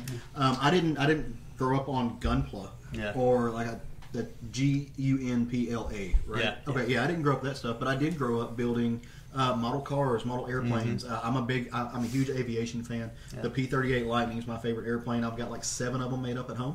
I don't even know what you just said, little kid. Yeah, man. Yeah, step into my world when you guys are talking about anime. But I know how much work and how much talent and how much craft goes into building these things, especially some of the more intricate ones and the small pieces. And man, I've seen some of the stuff you guys put out, and it's insane. Yeah, I've got one of the pieces of my living room down there that Jerry put together. Yeah. One Piece ship the 1,000. I definitely have These- a new respect for what y'all do. 'Cause For sure, man. It looks like it's production. Like I sometimes I have to ask if like, hey, this came like this, or you guys built it, because it looks like factory production stuff. Yeah, and that's one of the cool things about it is like you don't have to be really experienced in it or anything like that. Like they have kit levels that start from like super easy to super difficult, and I even have one of the guys, the guy that actually together. Yeah, they're all snapped together. You don't need any glue or anything like that.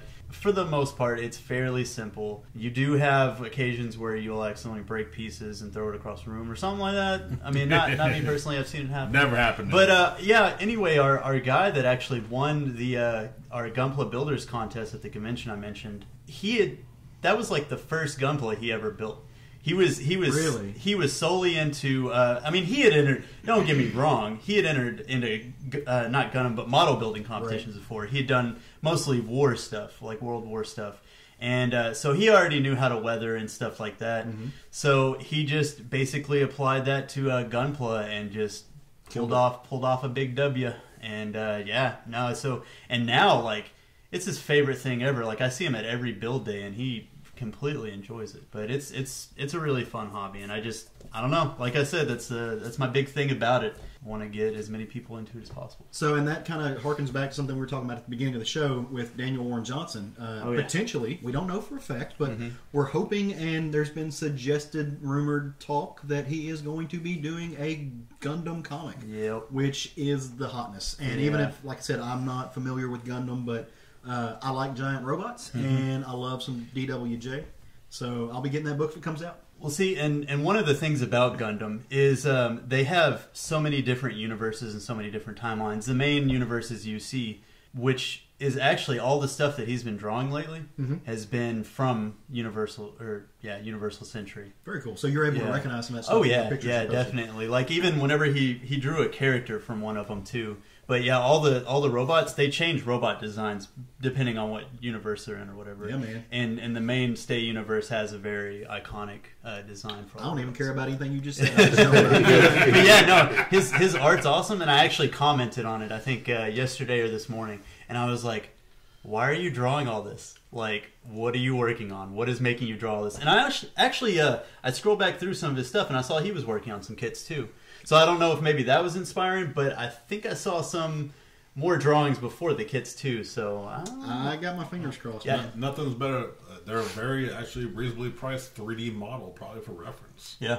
I mean, you could use these model kits for a drawing reference. Maybe that's partially. Yeah. But just Maybe remember, while he's doing it. you heard it here on the Southern Fried Geekery podcast first. Daniel Warren Johnson, Gundam, drawing, comics, fuck you, bleeding cool. Want to know what he's drawing? Click here to find out. Here we go, man. We're breaking news here. So I guess it's my turn. It is your turn. I know I say it all the time. I'm a huge comic book nerd. That's kind of my area of the fandom. I've never been a big toy collector. I've had a ton of toys. I grew up with more toys than I know what to do with, ranging from everything from Batman to Power Rangers. I had the neighbor next door. The kid left me a bunch of Star Wars toys. He actually left me some of the first-gen wrestling toys, which were the actual just plastic molded toys. They didn't bend. We had a swing pool, and those things were like my diving sticks. I'd throw them in and dive afterwards. The toy that I was in love with more than anything as a kid, the ones that I had almost the entire line of, the ones that I begged my parents for, the ones that I love them because of the cartoon that came out first. That was I think put out by Fox. And that's the Gargoyle toy lines. I love Gargoyles. Gargoyles was and still is one of my favorite animated features. It is something that actually does have what I like to call rewatchability. You can go back. I've got it on DVD. If you don't know what they are, it's based off of a television series that came out from 1994 to 97. Gargoyles in this universe are a myth from Scotland. When the sun came up, they turned stone. When it went down, they broke out. They ruled the skies, and they were pretty fierce medieval warriors. They had a castle, and they were put under a spell by a warlock, and they were betrayed, in a sense. So the myth was that they would remain stone no matter what until the castle flew over an ocean and rose above the clouds. Cut to circa 1994, and there's this rich asshole from New York named Xanatos, who's got more money than God and some very ill intentions, decides to get the world's biggest helicopter and put some chains on this castle, yank it out of the ground in Scotland, fly it over the ocean, and perch it on top of his New York skyscraper. He really feels like a Lex Luthor type. That's kind of that same trope, kind of the same, Lex Luthor, maybe the Kingpin. Tony Stark. Kingpin. He was an evil Tony Stark. If you look at it, he was evil Tony Stark. That mecha. It's kind of a trope. Evil New York villain rises to power, takes over a country. Something like that happens. He was like the superior Iron Man. Dr. Doom might be a good one. Donald Trump. Now Trump, LaField, Bay. We're gonna break it out. Sorry, I don't stay post political. I got tissed at. Xanatos gets bitches. I don't think Donald Trump gets bitches. That's a lie, sir. He's in trouble now for banging porn stars. He had to pay for that, though. Xanatos was just getting Anyway, so the action figure line debuts in 1995 to, at least, I like to think, much fanfare. At least from me it was. And it featured the main cast of the show. You had the leader, Goliath. You had Brooklyn, Bronx, Hudson, Lexington, Demona, Xanatos. Okay, I have to stop you. Okay. You called out Sean about Autobots. How come all of them have New York names? And they didn't. That's actually something I can't answer. They did not. They had traditional Scottish names. In Scotland, they have another language. It's kind of brogue. Yeah. That language, in a sense, unless you're in some of the more regional parts, has died out. Gotcha. And so their names were from that. And so when they got to New York, they went crazy. They were like, oh shit, where are we at, this giant city? Who are all these crazy people that speak this language that is vaguely familiar? We know English, but they're not English. And so they went out to New York and they named themselves after all these landmarks. They took these new personas to kind of update themselves after that. So that's where they got that name. Yeah, I believe Goliath was the only one who had his own name. Goliath translated his name. And you had Demona. Yeah. Demona translated her name. Macbeth, as a villain, was a character that came out later on. Which was awesome. That was actually their history was based around the play Macbeth. It was. A lot of the characters, I believe they were all named after the characters from the play. And so, initially the first series of these toys, there was 15 different action figures that were different variations of the main cast. They had deluxe action figures, which were a lot bigger. They had giant wingspans.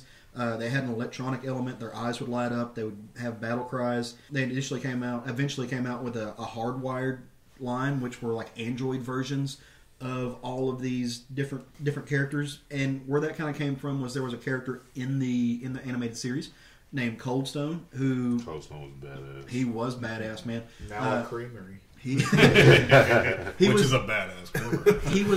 He was a friend back in the original timeline when they were in Scotland. He was a friend of the Gargoyles. I'm a bad fan. I can't actually tell you if he was the one that betrayed him or not, but I know that essentially he got busted up once they turned him to stone. And so what happened was when they got him up and over the seas, Xanatos, Demona, some of the other villains actually turned him into kind of a cyborg. And gave him like these half cyborg elements where they wired him in, and so he would have the face of whatever personality was running him kind of in his chest. So in the toy, they had a little clicker button in the back, and they had this little wheel that would roll, and it would show up with this face of the character. So like they made the toys really interactive.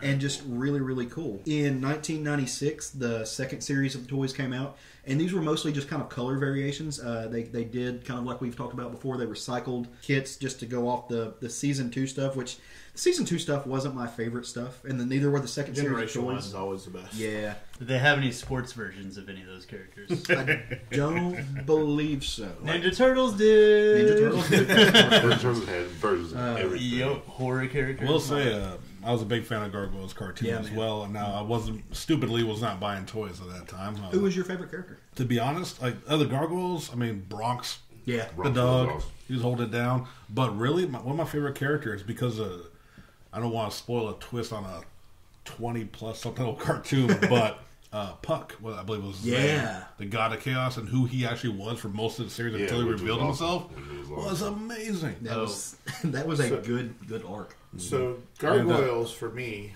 holds a special place in my heart. My daughter, when she's younger than you guys, but not much younger than a couple of you, she would get up in the middle of the night and she'd come out into the living room, and I'd be up watching TV or whatever, and she'd put her back to sleep. We'd turn on Gargoyles, and Tanya and I'd sit there and watch Gargoyles until she fell back. And that was the early days of Cartoon Network, when it was right at, they were doing the reruns, but it was right before like Space Ghost came on and those sorts of things. And then later we moved on to Denver, and she'd wait to hear me come home from work because it'd be like 8 o'clock at night, you know, because some days I worked real long hours there. And she'd come down just so we could watch Gargoyles and go back to sleep, and I'd put her to bed. So for me, Gargoyles will always have that special spot because it was something that Tanya and I did. Yeah, you sure. Shout out to Tanya. Yeah, shout out to who's got a special event coming up, right? Yeah, she's getting married this year.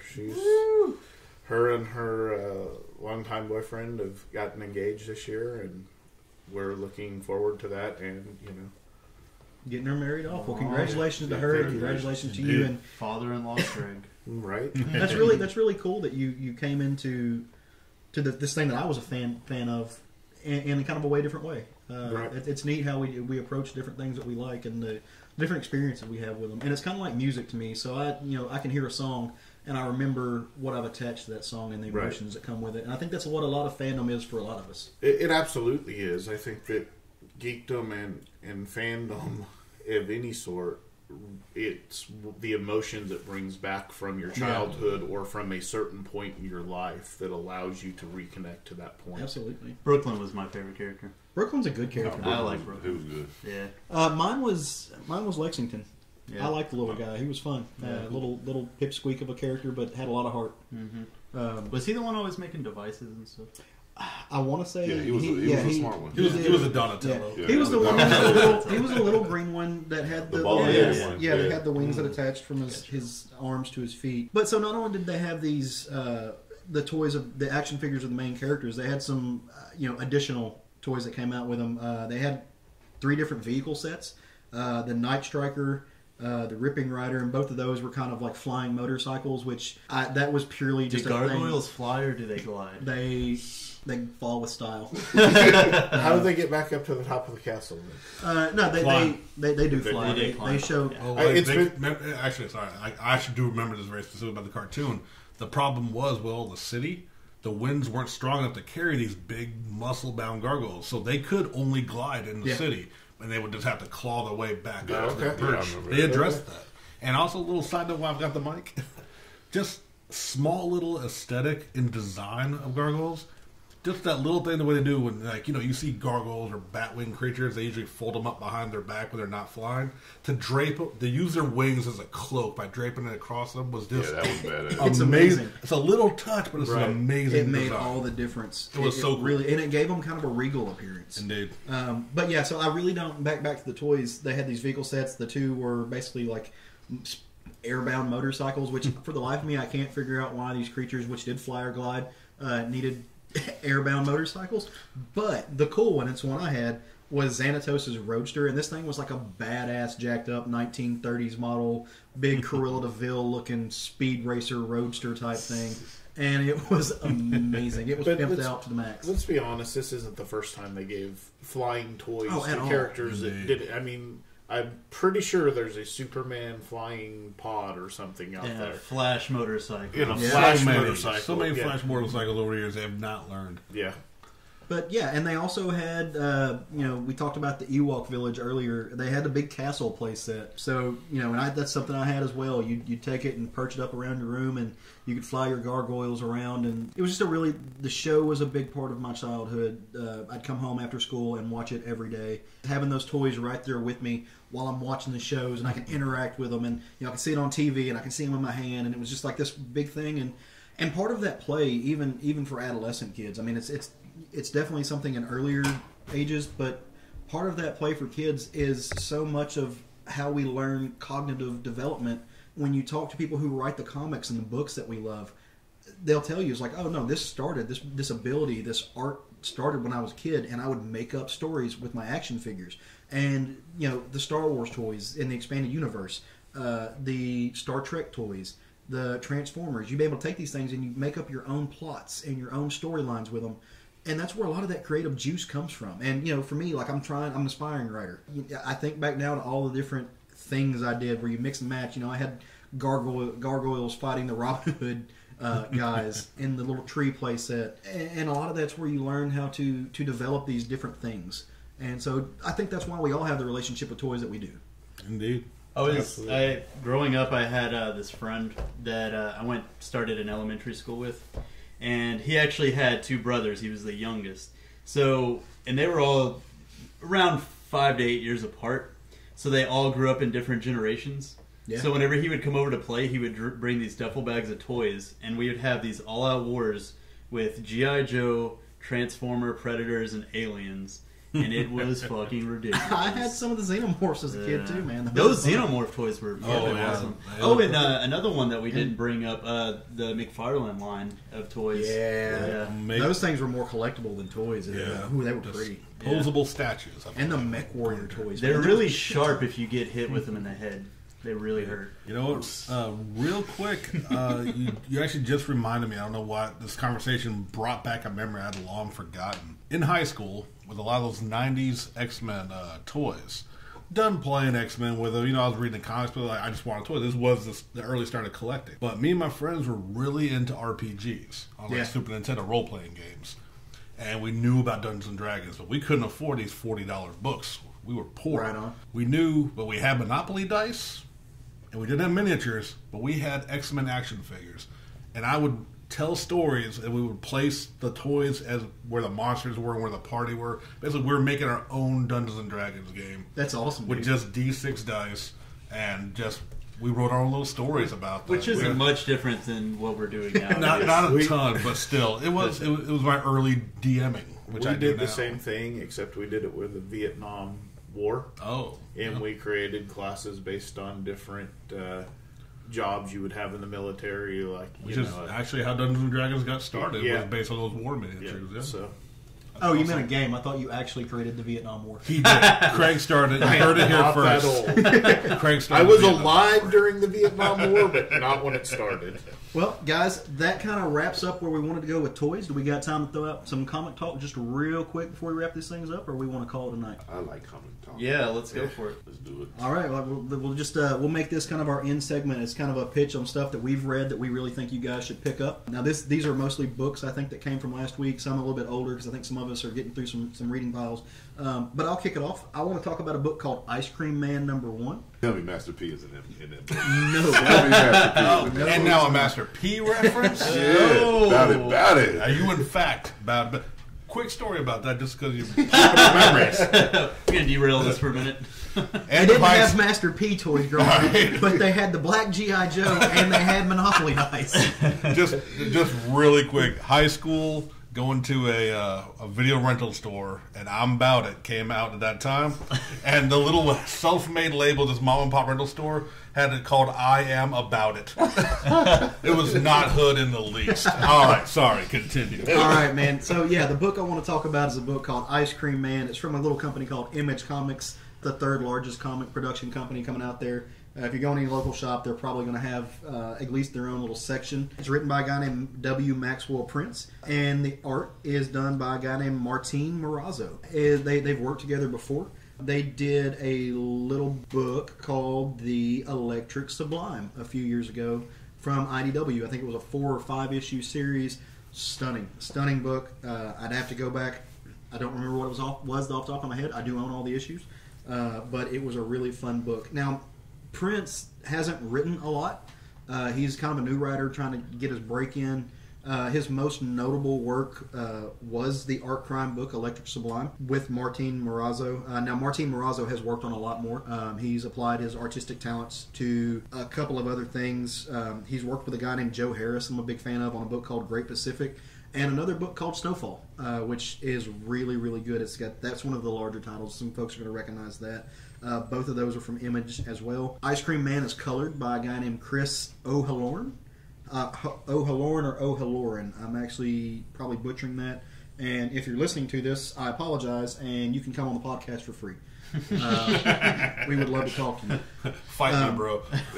So what this book is about Ice Cream Man. Imagine Twilight Zone meets Goosebumps meets another little story that Sean likes to call Tales from the Crypt. Tales from the Crypt, man. I was hoping you said Tales from the Hood. This is going to be also a good story. This is going to be like a 4 or 5 issue series, but when I say that they're kind of like Tales from the Crypt or the Twilight Zone, they're each their own thing. They're each encompassed by their own story. It's not an ongoing tale. So in this first issue, it starts us up kind of right in the middle of things in middle of America, very kind of white suburban neighborhood. Imagine if Barney Fife drove an ice cream truck. That's kind of what it looks like. And then it gets weird from there. There's this almost encyclopedic narration of a venomous spider that this kind of kid who becomes the focal point apparently is keeping as a pet. He walks up to the ice cream man. It's just like, hey, I want some ice cream. And the guy's like, where's your parents? And he's like, hey, fuck you, don't ask questions. And so he gets his two My scoops. normal response to the ice cream man. He really kind of looks like Bobby Hill a little bit, like drawn in the same manner. Is he voiced by a woman? Well, it's a comic book, so they don't have voices. Oh. What do you hear in your shit. head? All my voices were women.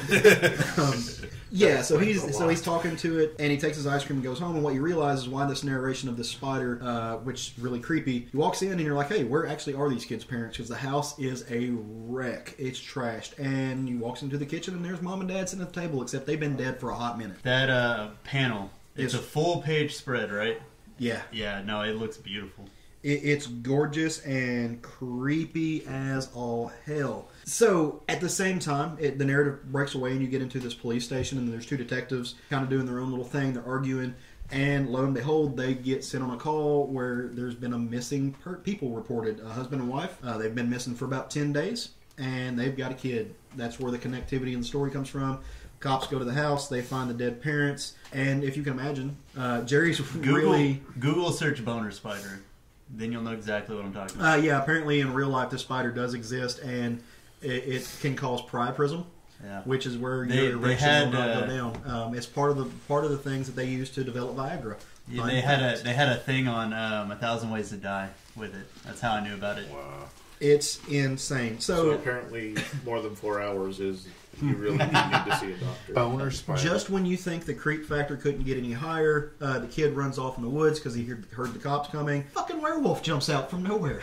And this is a very Universal Monsters looking werewolf, and it ties back to the beginning of the story in some really cool ways. It is a wolf man, and it's got this very that look to it. It's not it's not a lycanthrope. It's a very man type feral looking creature with fur who gets bit by the spider. So all good things come and go around. The story is a lot of fun. The art is gorgeous, though, and the art's what really got me. Martin Morazzo is one of those pencilers. He trusts his colorist, and I think he does his own inking. But if he doesn't, he trusts his inker. He draws these panels, and he's not afraid to leave disjointed lines. He's got a very thin, dainty line. It's not very thick and heavy-handed, but he breaks it up, and he trusts his color to go in there and hold up the entire thing together. And a lot of people are like, oh, well, he's drawing less stuff. That's kind of lazy. That's not it at all. It works. It works out so well. I don't really know any other artist off the top of my head who I can compare him to, and I really don't think it needs to be compared to other things. It's kind of its own thing. It really is gorgeous. You can probably still find copies on the shelves now. This is from actually last week, but it's absolutely worth picking up. And I'm going to check it out. I'm jumping on this thing. I'm in it for the full ride. I'm going to see what the next issue is about. So I'm excited for it. I have it in my list to read, and I haven't got to it yet, but I'm genuinely excited about reading it. When we went over it in the deleted episode, it wasn't deleted. Lost? It ate it. Disappeared? The Lost episode. After you talking about it, and you had the book with you, and you showing it, you convinced me. I actually forgot to do that today. I was sitting on the counter last time I went up there. Yeah, I need to go add it to my box. Pick it up, man. It's worth reading. So, a book that I've been reading and that I want to talk about a specific story arc is Daredevil, written by Charles Soule. Yeah. With Stefano Landini is doing the art and Matt Milla is doing the colors. The story is called Mayor Fisk, and it's 3 issues into this story arc, and it's just a very classic Daredevil type story. It's Daredevil versus Wilson Fisk, but in a different arena. Somehow Fisk has managed to get himself elected mayor. It just plays out crazily. First, he's got Daredevil ends up is on the run from the bad guy. He's going after the vigilante costume people, and he's got Matt Murdock actually investigating Daredevil. So it's just that kind of crazy. And then he actually invites Matt Murdock to join his team as deputy mayor. So where we currently are in the story arc is Daredevil is deputy mayor to Wilson Fisk mayor. The story's great, as most Charles Soule books are either really great or not. Right. For those of you that read Charles Soule, he is one of those. He's been awesome on Daredevil this year. Yeah, Daredevil's been good all the way through. He's one of those writers that's kind of like a hot or cold thing. Either you're into him or you're not. I personally am, but I know a lot of people who aren't. I think he's doing a great job. I don't understand the hate, but so one of my favorite new characters was created by him in this book, and that's Blind Spot. Yeah, he makes an appearance in it as he's having to help out so that they don't know where Matt Murdock is versus the Daredevil, and doing his part to help out his mentor. So it's a very classic Daredevil story, but told in a different way because it's more of a mental battle than it is a physical battle between the two. The art is fantastic in the bigger pictures. The smaller panels, he's still working on refining his skills, but overall, the color in the book is beautifully done. It's a fun book to read. It's a fun book to look at. I'm looking at the cover right now. Do you know who did this cover art? Yeah, it is the cover. I believe it's Landini. And that's what I mean. His big spreads are just beautiful. Yeah, the cover of 595 is insane. Yeah, as you're looking through it, some of the bigger pictures are really well done, but some of the smaller panels. I think that's a digital art thing, man. Yeah, I think it is more so than his style. I mean, that's a beautiful, gorgeous page. And minimalistic. Yeah, and the coloring in this book really draws my attention too. So it's some of the smaller panels, but again, I think it's the digital that they can't get the same detail that they can drawn with pencil and inking. So, and it may just be a stylized. It may be his style, but it works for the book. Don't get me wrong. Yeah. Like I said, when it's beautiful, it's as beautiful as any book out there. Add something on what you said. Why Matt's working for the Kingpin is he's not an attorney for hire anymore. He's actually part of the DA. Yeah, since he came back to New York from San Francisco, I believe he was in. Since he came back to New York, he has been an ADA because he actually, when he left New York previously, he was disbarred. So, he was disbarred because he came out and told people who he was. Right. And then that's all been retconned. The disbarment was still there, but when he came, not retconned, they used magic to erase people's memory. So when he came, because that's what we do in this. So magic retcon. Yeah. So he came back to New York as an ADA instead of being out on his own because he thought he could do greater good in that area. And he has for the most part. One of the things that happened previous to this story arc, and the reason he didn't even know how Fisk became mayor was because he was at the Supreme Court fighting for rights of costume vigilantes and won. So he's doing some great things as Matt Murdock as well as Daredevil, but that's part of the. He's locking a political battle instead of like a fisticuffs thing, and that's a whole new arena for him. Yes, that's cool. And set up by Wilson Fisk as Wilson Fisk is known to do, and sets him up as he hears a cry for help and he goes to help, and it's a police sting and they arrest him. Yep. So.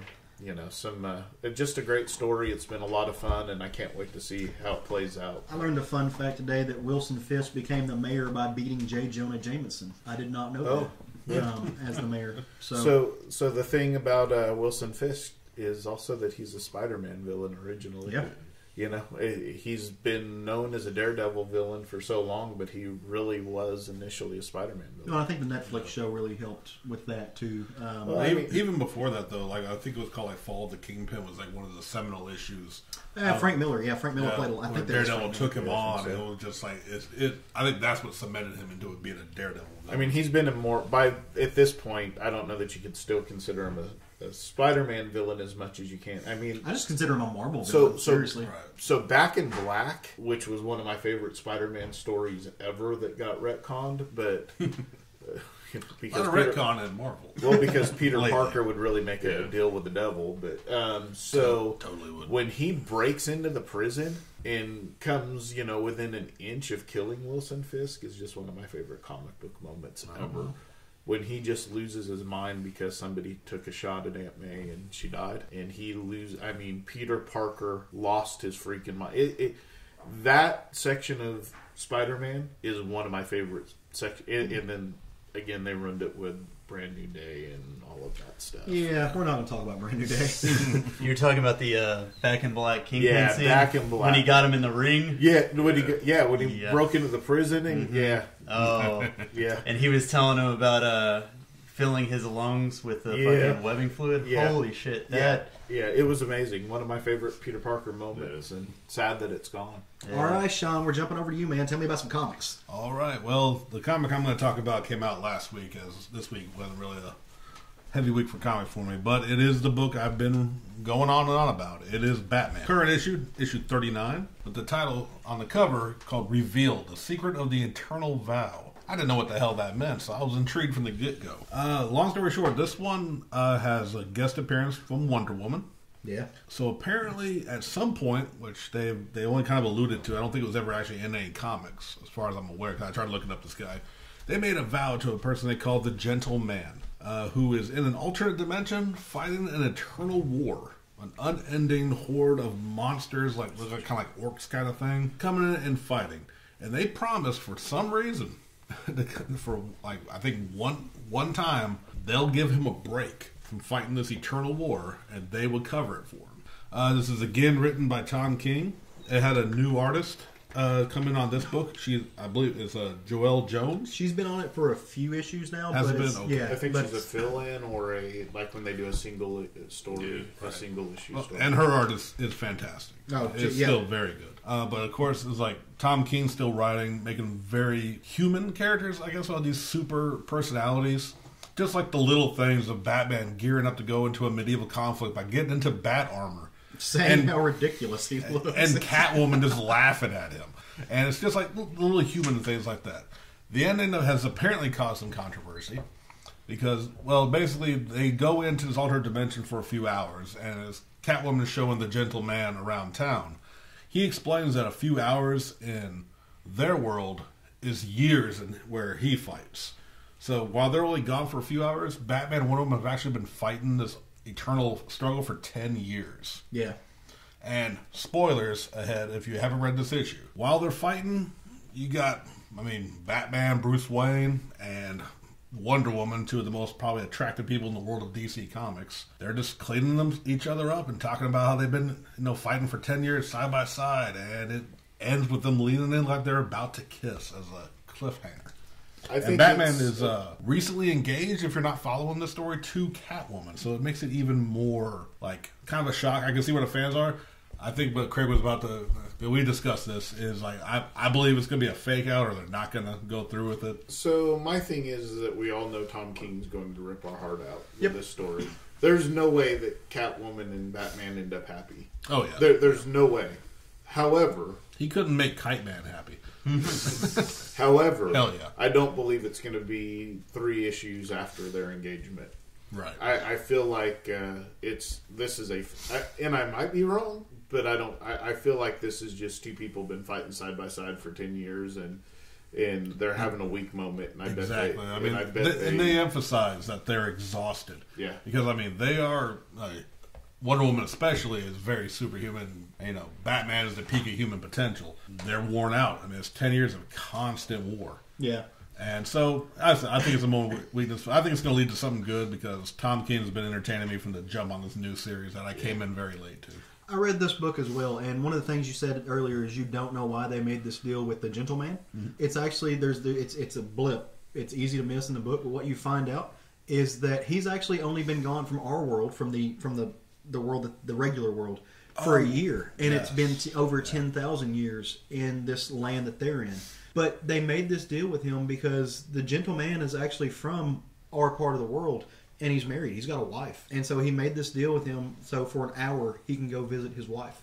Right. Just another way that Tom King just rips your heart out. Just it's so in tune with things that make you cry. And they acknowledge that, and like I said, it's already been a week since I've read this, and I've read other things. I might be forgetting little things, but I just don't. When I was more referencing, I don't remember if they explained how they got into that dimension, how they met. Yeah, I don't think that's been covered yet. I imagine this is not going to be just a one-shot issue. Obviously, it's got to go. So I'm sure they're going to get into it. I don't know that they've ever talked about how they met the Gentleman or why this.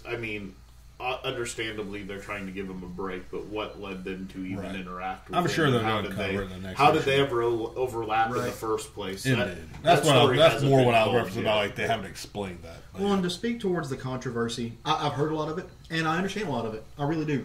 This is one of those situations. I don't think Bruce and Selena need a monogamy test. I hope that they don't do that. I also don't like it when writers use Wonder Woman as a plot device for sex with major DC characters. Like they've done it with Superman. I mean, this has happened since those crew have all came together. However, this is another situation where Tom King has earned our trust. He's earned our trust at ripping our heart out. I know. I know he's going to do that, but he's earned our trust as a good writer. Yes. He is an extremely talented individual, and I trust Tom King to wait and let him tell his story. And I also think that Tom King's human, and he might make mistakes, but I don't think that this is one of them. I trust him to tell his story. And so this is another thing that the internet needs to learn, and I speak of the internet because that's Twitter, Facebook, and everything else. Let writers tell their stories. I mean, you don't need. We shouldn't freak out the moment that Captain America is a Nazi.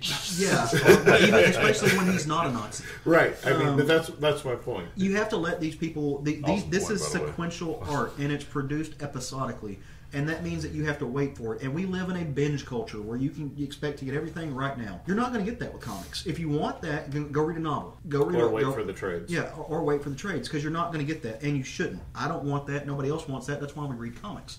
Trust the writer, trust the artist, trust them to produce their books, and once you have it in their hand, once you have a physical copy or your digital copy, and you have read all the way through it, then you get to make your snap judgment, but we obviously don't have that. So, internet, calm. Like, go smoke a joint, dude. Smoke it with me.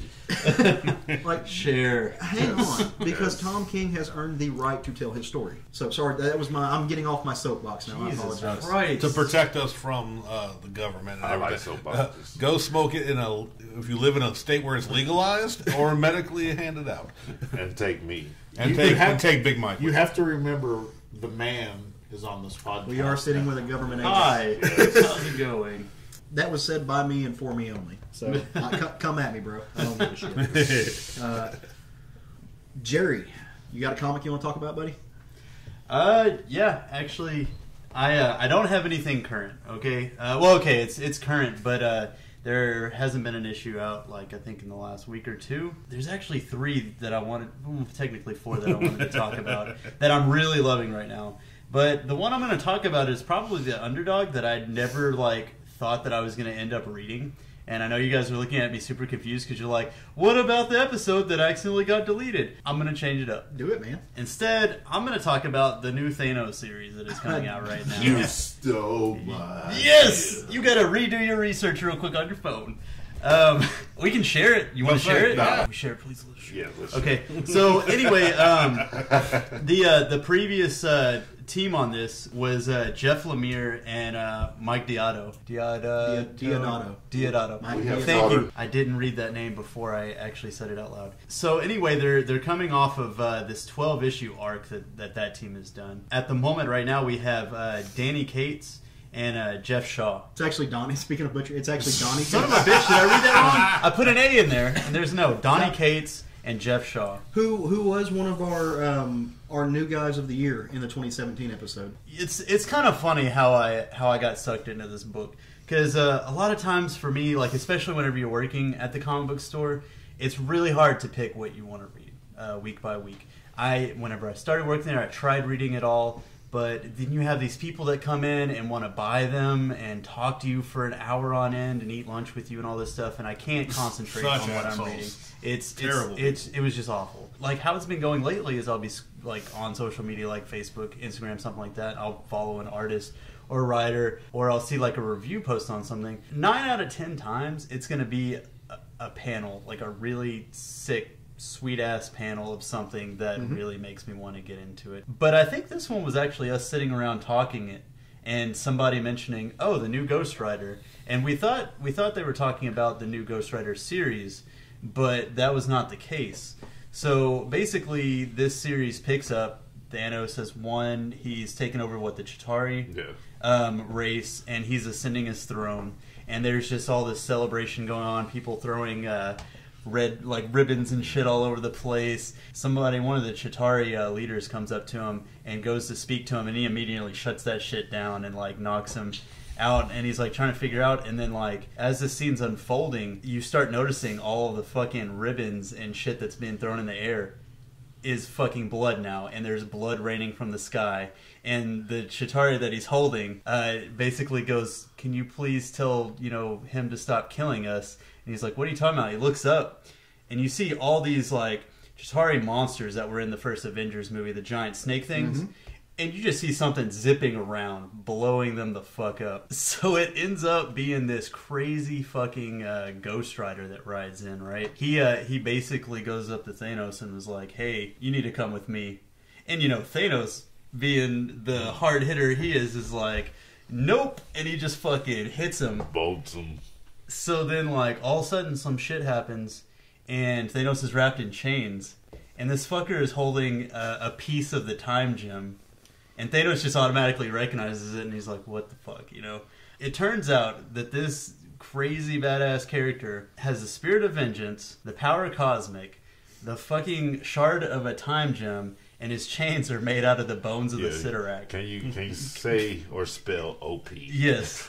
So and he's kind of sort of quirky, silly. He basically just ties Thanos up in these chains, gets on his motorcycle, and hauls ass, and he's just dragging Thanos behind, and they're flying through space, and he powers up the time gem, and they go through this portal. When they come back through, I think the little caption pops up, and it's Earth, million of years or so in the future, and it's fucked up. He goes to land, and there's just destruction everywhere. They land on this pedestal. This Ghost Rider character is walking towards this giant open mouth of a Galactus, a dead Galactus skull. Thanos is just pissed, yelling, "You dragged me, blah blah blah." All of a sudden, somebody chimes in, and they're like, "Oh, he's got so much energy, blah blah blah." And Thanos is just mad, and then all of a sudden he stops and just kind of looks, and he seems really concerned. And we see what he's looking at, and it's the million-year-old version of him with a beard and just ruling over everything. And it was just to piggyback on what you said. Yeah. What I like about this whole Thanos run, for people who don't know, is you get to learn Thanos' real name. Mm-hmm. Really? Yeah, you get to learn his real name. Yeah, and it's kind of a callback to most of the stuff that Thanos has been through throughout the book from Thane. I mean, they go ahead and give you the ending of what Thane is pretty much gone. So yeah, and that's so they did wrap up. Yeah, I kind of want to pick that up because I need to pick up a trade paperback of it, because the way that they were describing it, Jeff Lemire was writing it, and that's one of my favorite writers. I think maybe 9-10 issues. Jeff Lemire does a really good callback to Starlin. Yeah, just due to the fact that you get to see Thanos reclaim who he is. Yeah. Instead of trying to be this regain the power that he wants. And at first I thought it was because you got the movies coming out, stuff like that, so they're trying to pimp him out and flush him out like that. But this is really a good callback to Infinity War, to every other story Thanos has been involved in. You even got callbacks to the fact where Cannonball and Sunspot and Avengers World seen the future, and Thanos was the greatest Avenger, and they call back to that. So it's an amazing book. So I think everybody should check it out. Yeah, and going into that second issue, I'm not gonna detail, but it turns out this older Thanos wants him to keep a mistake from happening. Essentially, please tell me he goes by Maestro. No, that would be awesome. That's Maestro. Maestro's in there, but they call back to all the people he's defeated and how he's destroyed everybody and just absolutely wrecked everything. And Maestro is his personal pet in the series. So. Yeah. Is it, hell no. So has it revealed who the new Ghost Rider is? It hasn't yet, but I will say right now, if it's fucking Deadpool, Wade Wilson, I will scream. Donnie Tate swears it's not. Okay, good. I hope so. I didn't get to finish the article because I was just reading while we were trying to sort through technical issues. Yeah. Whether it's been revealed by some blurb or something, I guess the issue's not out yet. They said who he is. Okay, cool. I'm not going to say one way or the other. Good man. That means I know. Yeah. And you don't. That's fine. As long as you don't tell me. My Shoot, favorite. F the audience, tell me. I mean, they're only 14 issues, or only Yeah, issue they're 14 is. Yeah, 15 Thanos, hasn't Thanos come has out yet, been rolling out a Marvel pretty slow. Okay. I mean, I think they've been allowing people to catch up only because, like I said, he's a big name character. Because He's I about did to come out. I did read 14. I Yeah. finished 14, Yeah. so I got to the point of this whole story arc. So I mean, I think everybody will love it. You got characters like Champion, Nebula, Thane, The and then fucking art. Star Fox. Oh my The art's God. amazing. Who's that artist again? Because he was doing Dark Avengers, Was it Donny New Cates Avengers. or was it Jeff? Johnny no, Cates it's- is the writer. Yeah, so it's Jeff Shaw. Jeff Shaw is the artist. Jeff Shaw. I'm sorry, He's an I'm artist. really bad at artists and writers sometimes, okay. unless they write like 5 billion That's all right. things. Well, in The average person who picks up a comic really doesn't pay attention to those things. Yeah. Being the aficionados of the books that we are, we Yeah. like to give those guys credit, especially Yeah. if we're going to talk about their stuff on here. Oh, yeah. But no worries. But guys, seriously, that was awesome. I'm not reading that book, and it sounds like I need to be. So I'm Yeah, me going too. to have to I've been jump buying on it, that. not reading Wow, like that's a whole lot of Thanos that I didn't. Yeah, it's been like I amazing. said, I never thought I was going to be reading Thanos either. And man, I mean, the art is what drew me in, and that character, that new character that they're pimping. But So as we wrap up this episode, Yeah. I would like to say, please let the rumor of Ryan Otley being the new artist on Spider-Man be true. Oh, I want that so bad. I don't care about the rest of it, one way or the other, as long as it's a good writer. he said after Invincible, he's got a gig. So Yep. So Awesome. the rumor is he's on Amazing Spider-Man. yeah, Well, guys, that was amazing. That was a comic great talk. show. That was great. So we ready to bring this thing home? Yes, sir. Sure. All right, let's do it.